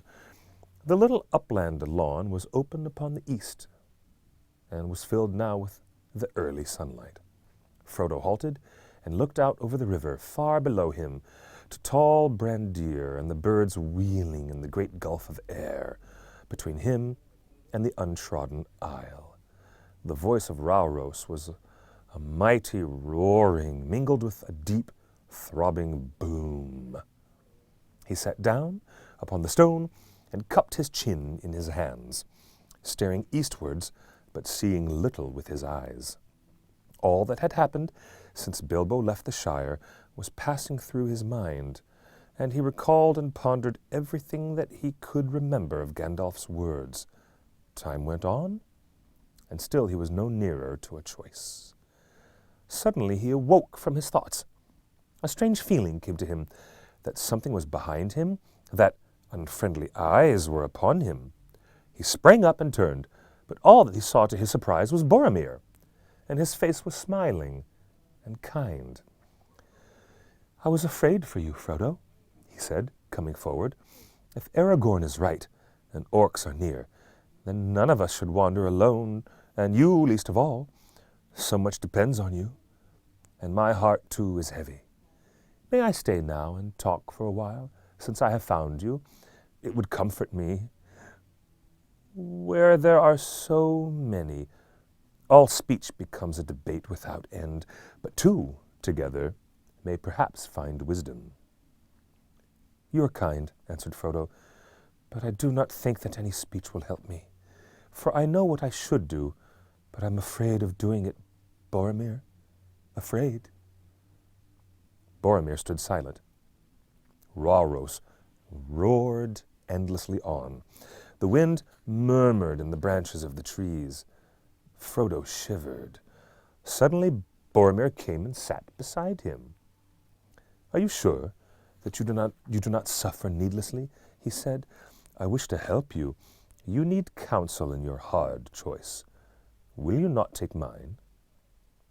I think I know already what counsel you would give, Boromir, said Frodo, and it would seem like wisdom but for the warning of my heart. Warning? Warning against what? Said Boromir sharply. Against delay, against the way that seems easier, against refusal of the burden that is laid on me, against, well, if it must be said, against trust in the strength and truth of men. Yet that strength has long protected you far away in your little country, though you knew it not. Oh, I do not doubt the valor of your people, but the world is changing. The walls of Minas Tirith may be strong, but they are not strong enough. If they fail, what then? We shall fall in battle valiantly. Yet there is still hope that they will not fail. No hope while the ring lasts, said Frodo. Ah, the ring, said Boromir, his eyes lightening. The ring? Is it not a strange fate that we should suffer so much fear and doubt for so small a thing? So small a thing, and I have seen it only for an instant in the house of Elrond. Could I not have a sight of it again? Frodo looked up. His heart went suddenly cold. He caught the strange gleam in Boromir's eyes, yet his face was still kind and friendly. It is best that it should lie hidden, he answered. As you wish. I care not, said Boromir. Yet may I not even speak of it? For you seem ever to think only of its power in the hands of the enemy, of its evil uses, not of its good. The world is changing, you say. Minas Tirith will fall if the ring lasts, but why? Certainly if the ring were with the enemy, but why if it were with us? Were you not at the council, answered Frodo, because we cannot use it, and what is done with it turns to evil. Boromir got up and walked about impatiently. So you go on, he cried. Gandalf, Elrond, all those folks have taught you to say so. For themselves they may be right. These elves and half-elves and wizards, they would come to grief, perhaps. Yet often I doubt if they are wise and not merely timid. But each to his own kind. True-hearted men, they will not be corrupted. We of Minas Tirith have been staunch through long years of trial. We do not desire the power of wizard lords, only strength to defend ourselves, strength in a just cause. And behold, in our need, chance brings to light the ring of power. It is a gift. It is a gift, I say, a gift to the foes of Mordor. It is mad not to use it, to use the power of the enemy against him. The fearless, the ruthless, these alone will achieve victory. What could not a warrior do in this hour, a great leader? What could not Aragorn do? Or if he refuses, why not Boromir? The ring would give me power of command. How I would drive the hosts of Mordor, and all men would flock to my banner. Boromir strode up and down, speaking ever more loudly. Almost he seemed to have forgotten Frodo, while his talk dwelt on walls and weapons and the mustering of men, and he drew plans for great alliances and glorious victories to be. And he cast down Mordor, and became himself a mighty king, benevolent and wise. Suddenly he stopped and waved his arms. And they tell us to throw it away, he cried.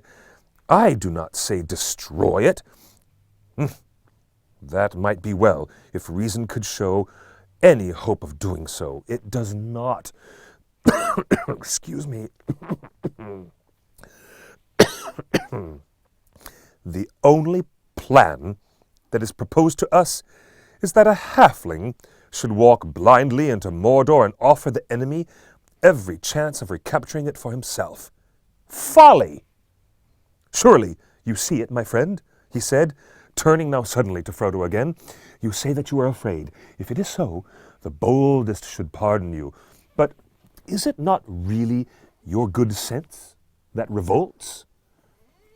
No, I'm afraid, said Frodo, simply afraid.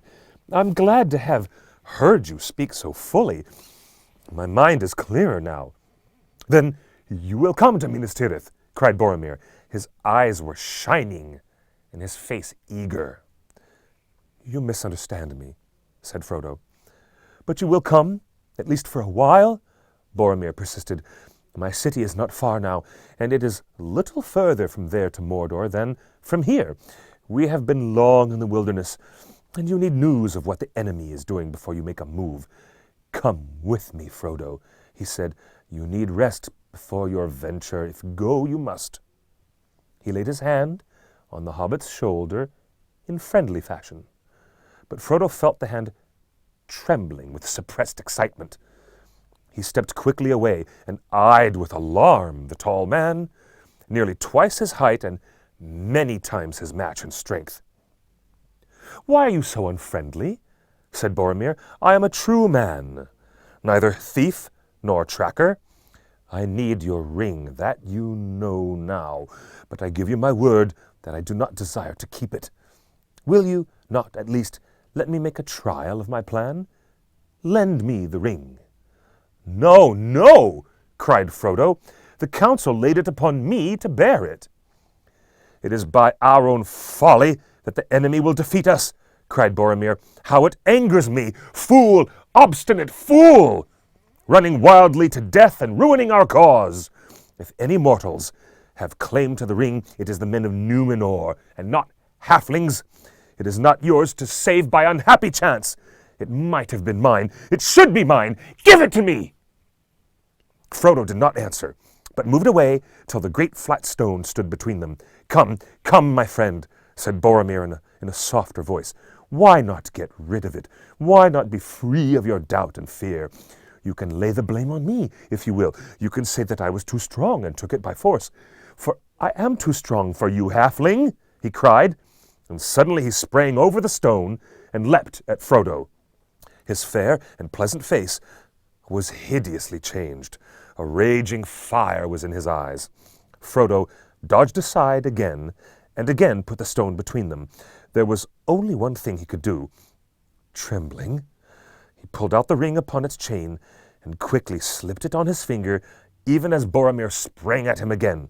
The man gasped, stared for a moment amazed, and then ran wildly about, seeking here and there among the rocks and trees. Miserable trickster, he shouted, let me get my hands on you. Now I see your mind. You will take the ring to Sauron and sell us all. You have only waited your chance to leave us in the lurch. Curse you and all halflings to death and darkness. Then, catching his foot on a stone, he fell sprawling and lay upon his face. For a while, he was as still as if his own curse had struck him down. And then suddenly, he wept. He rose and passed his hand over his eyes, dashing away the tears. What have I said? He cried. What have I done? Frodo, Frodo, he called. Come back. A madness took me, but it has passed. Come back. There was no answer. Frodo did not hear his cries. He was already far away, leaping blindly up the path to the hilltop. Terror and grief shook him, seeing in his thought the mad, fierce face of Boromir and his burning eyes. Soon he came out alone on the summit of Amon Hen and halted, gasping for breath. He saw, as through a mist, a wide, flat circle paved with mighty flags and surrounded with a crumbling battlement. And then in the middle, set upon 4 carven pillars, was a high seat, reached by a stair of many steps. Up he went and sat upon the ancient chair, feeling like a lost child that had clambered upon the throne of mountain kings. At first, he could see little. He seemed to be in a world of mist, in which there were only shadows. The ring was upon him. Then, here and there, the mist gave way, and he saw many visions. small and clear as if they were under his eyes upon a table, and yet remote. There was no sound, only bright living images. The world seemed to have shrunk and fallen. He was sitting upon the seat of seeing on Amon Hen, the hill of the eye of the men of Númenor. Eastward he looked into wide uncharted lands, nameless plains and forests unexplored. Northward he looked, and the great river lay like a ribbon beneath him, and the misty mountains stood small and hard as broken teeth. Westward he looked, and saw the broad pastures of Rohan and Orthanc, the pinnacle of Isengard, like a black spike. Southward he looked, and below his very feet the great river curled like a toppling wave and plunged over the falls of Rauros into a foaming pit. A glimmering rainbow played upon the fume, and Ether Anduin he saw, the mighty delta of the river, and myriads of seabirds whirling like a white dust in the sun. And beneath them a green and silver sea, rippling in endless lines. But everywhere he looked, he saw the signs of war. The misty mountains were crawling like anthills. Orcs were issuing out of 1,000 holes. Under the boughs of Mirkwood, there was deadly strife of elves and men and fell beasts. The land of the Beornings was aflame. A cloud was over Moria.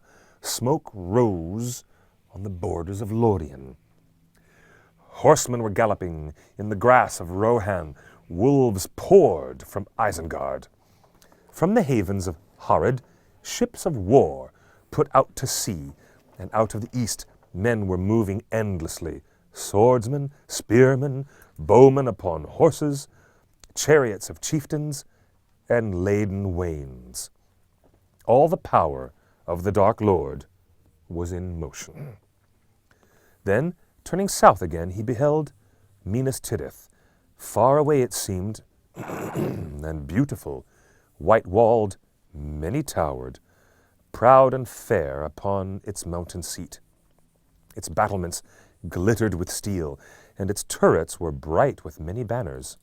Hope leapt in his heart, but against Minas Tirith was set another fortress, greater and more strong. Thither, eastward, unwilling, his eye was drawn. It passed the ruined bridges of Osgiliath, the grinning gates of Minas Morgul, and the haunted mountains. And it looked upon Gorgoroth, the valley of terror in the land of Mordor. Darkness lay there under the sun. Fires glowed amid the smoke. Mount Doom was burning, and a great reek rising. Then at last his gaze was held, wall upon wall, battlement upon battlement. Black, immeasurably strong, mountain of iron, gate of steel, tower of adamant, he saw it. Barad-dûr, fortress of Sauron.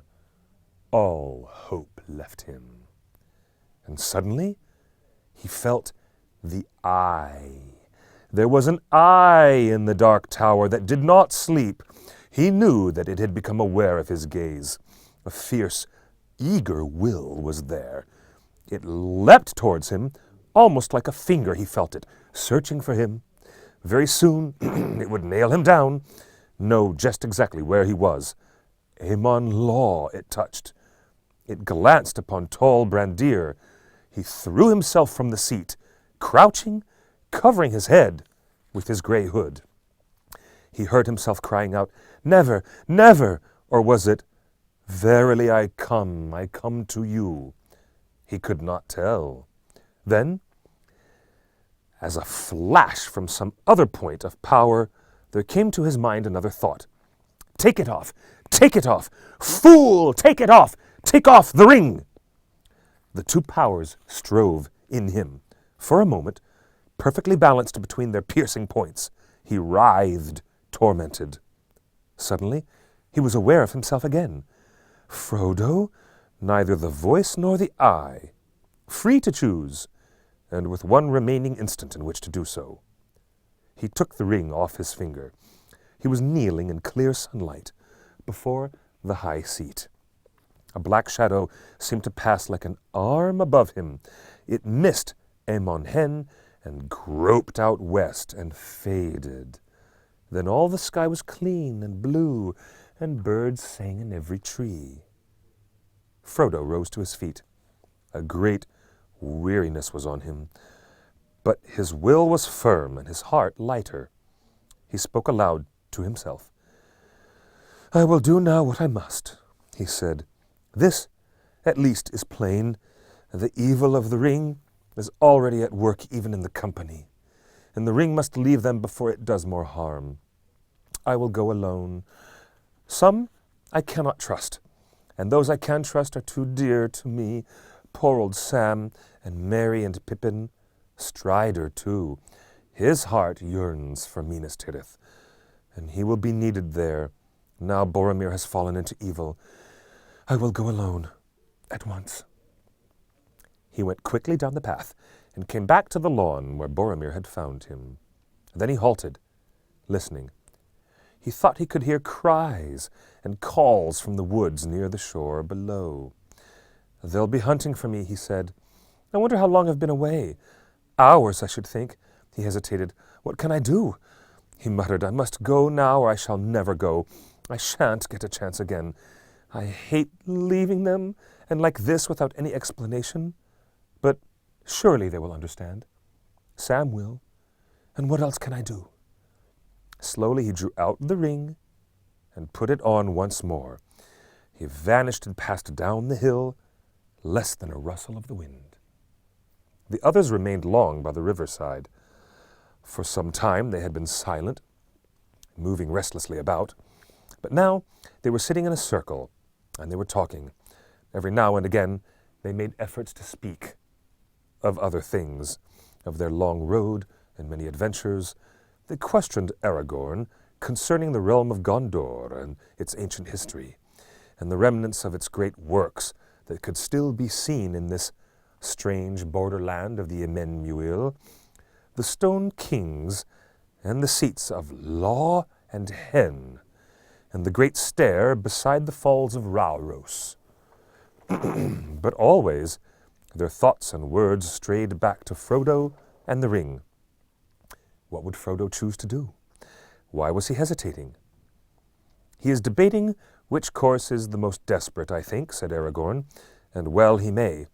It is now more hopeless than ever for the company to go east, since we have been tracked by Gollum, and must fear that the secret of our journey is already betrayed.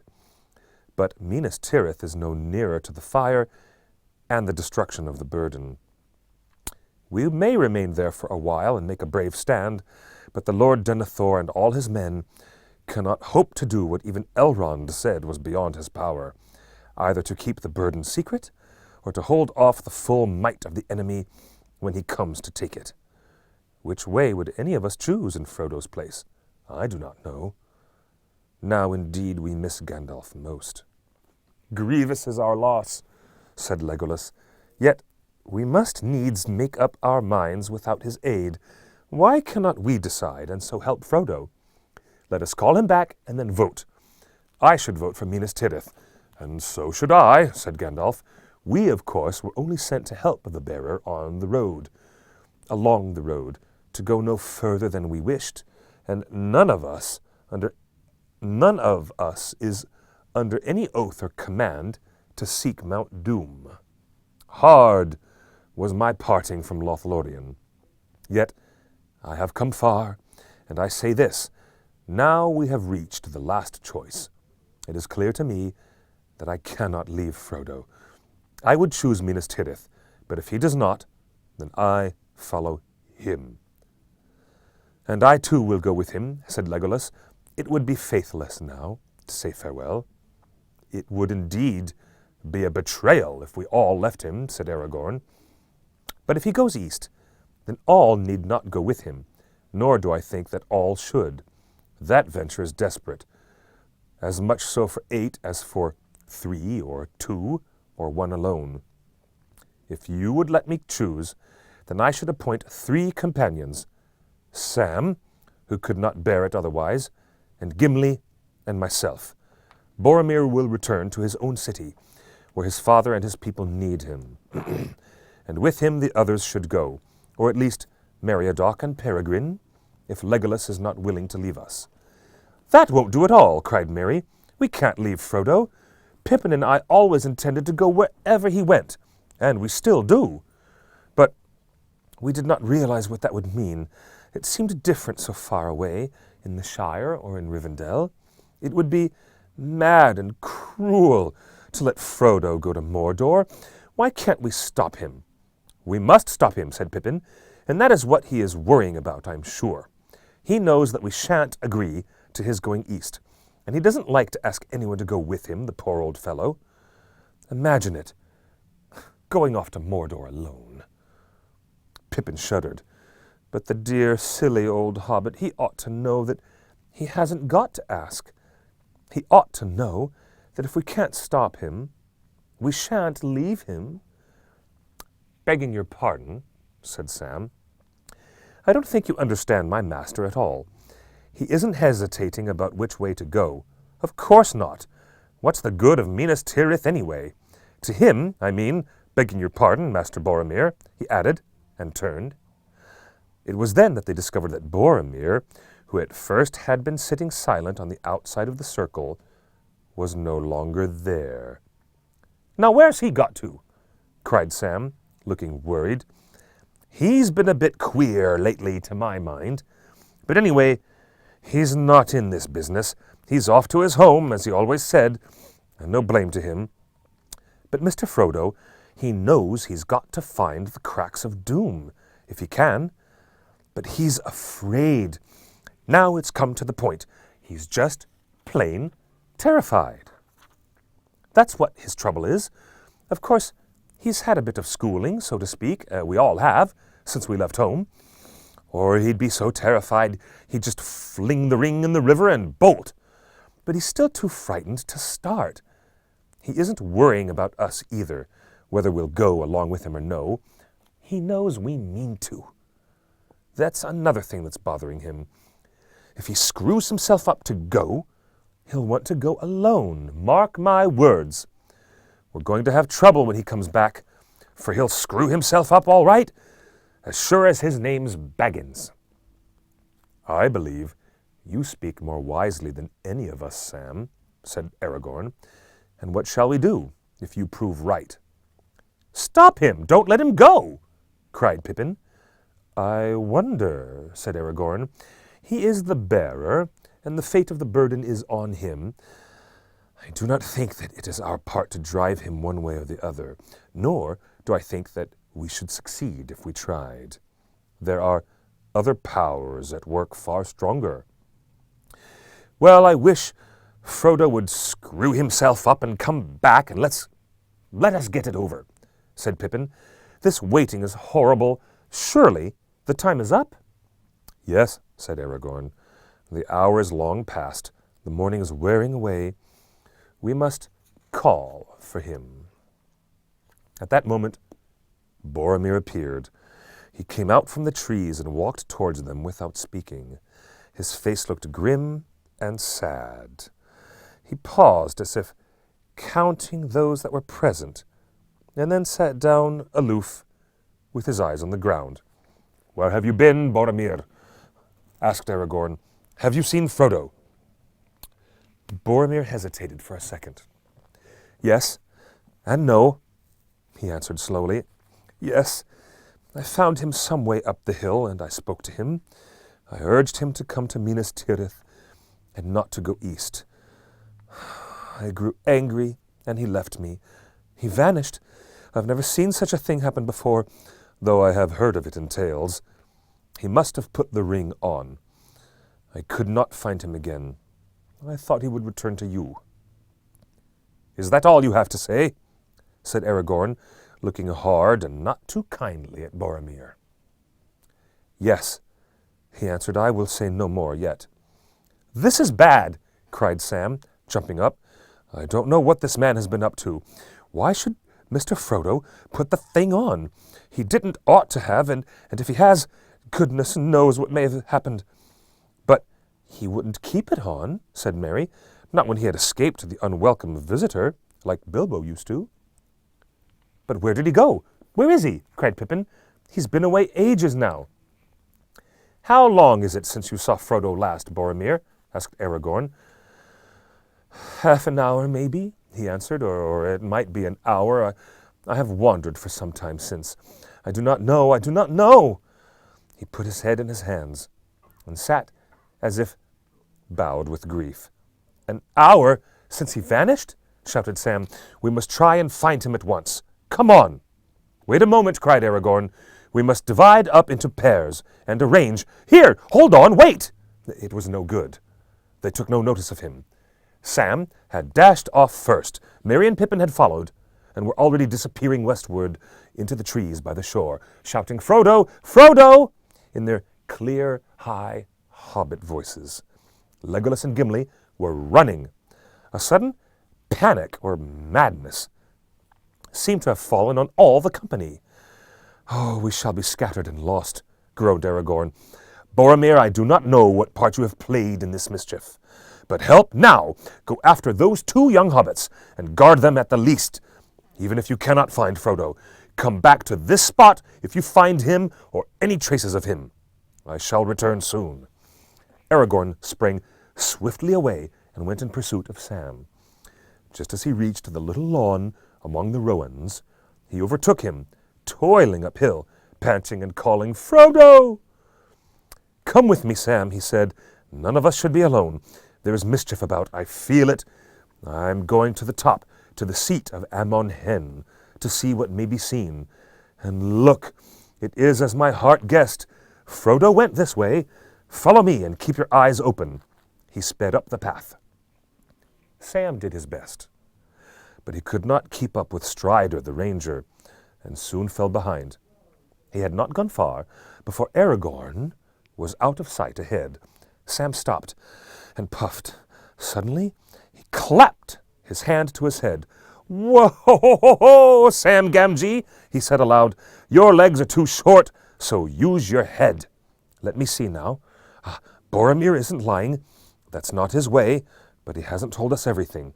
Something scared Mr. Frodo badly. He screwed himself up to the point. Sudden. He made up his mind at last to go. Where to? Off east. Not without Sam. Yes, without even his Sam. Oh, that's hard. Cruel hard. Sam passed his hand over his eyes, brushing away the tears. Steady, Gamgee, he said. Think, if you can. He can't fly across rivers, and he can't jump waterfalls. He's got no gear, so he's got to get back to the boats. Back to the boats! Back to the boats, Sam, like lightning! Sam turned up and bolted back down the path. He fell and cut his knees. Up he got and ran on. He came to the edge of the lawn of Parth Galen by the shore, where the boats were drawn up out of the water. No one was there. There seemed to be cries in the woods behind, but he did not heed them. He stood gazing for a moment, stock still, gaping. A boat was sliding down the bank all by itself. With a shout, Sam raced across the grass. The boat slipped into the water. Coming, Mr. Frodo, coming, called Sam, and flung himself from the bank, clutching at the departing boat. He missed it by a yard. With a cry and a splash, he fell face forward into deep, swift water. Gurgling, he went under, and the river closed over his curly head. An exclamation of dismay came from the empty boat. A paddle swirled, and the boat put about. Frodo was just in time to grasp Sam by the hair as he came up, bubbling and struggling. Fear was staring in his round brown eyes. Up you come, Sam, my lad, said Frodo. Now take my hand. Save me, Mr. Frodo, gasped Sam. I am drowned, I can't see your hand. Here it is. Don't pinch, lad. I won't let you go. Tread water and don't flounder, or you'll upset the boat. There now, get hold of the side, and let me use the paddle. With a few strokes, Frodo brought the boat back to the bank, and Sam was able to scramble out, wet as a water rat. Frodo took off the ring and stepped ashore again. Of all the confounded nuisances, you are the worst, Sam, he said. Oh, Mr. Frodo, that's hard, said Sam, shivering. That's hard, trying to go without me and all. If I hadn't guessed right, where would you be now? Safely on my way. Safely? Said Sam. All alone and without me to help you? I couldn't have borne it. It'd have been the death of me. Well, it would be the death of you to come with me, Sam, said Frodo, and I could not have borne that. Not as certain as being left behind, said Sam, but I am going to Mordor. I know that well enough, Mr. Frodo. Of course you are, and I'm coming with you. Now, Sam, said Frodo, don't hinder me. The others will be coming back any minute.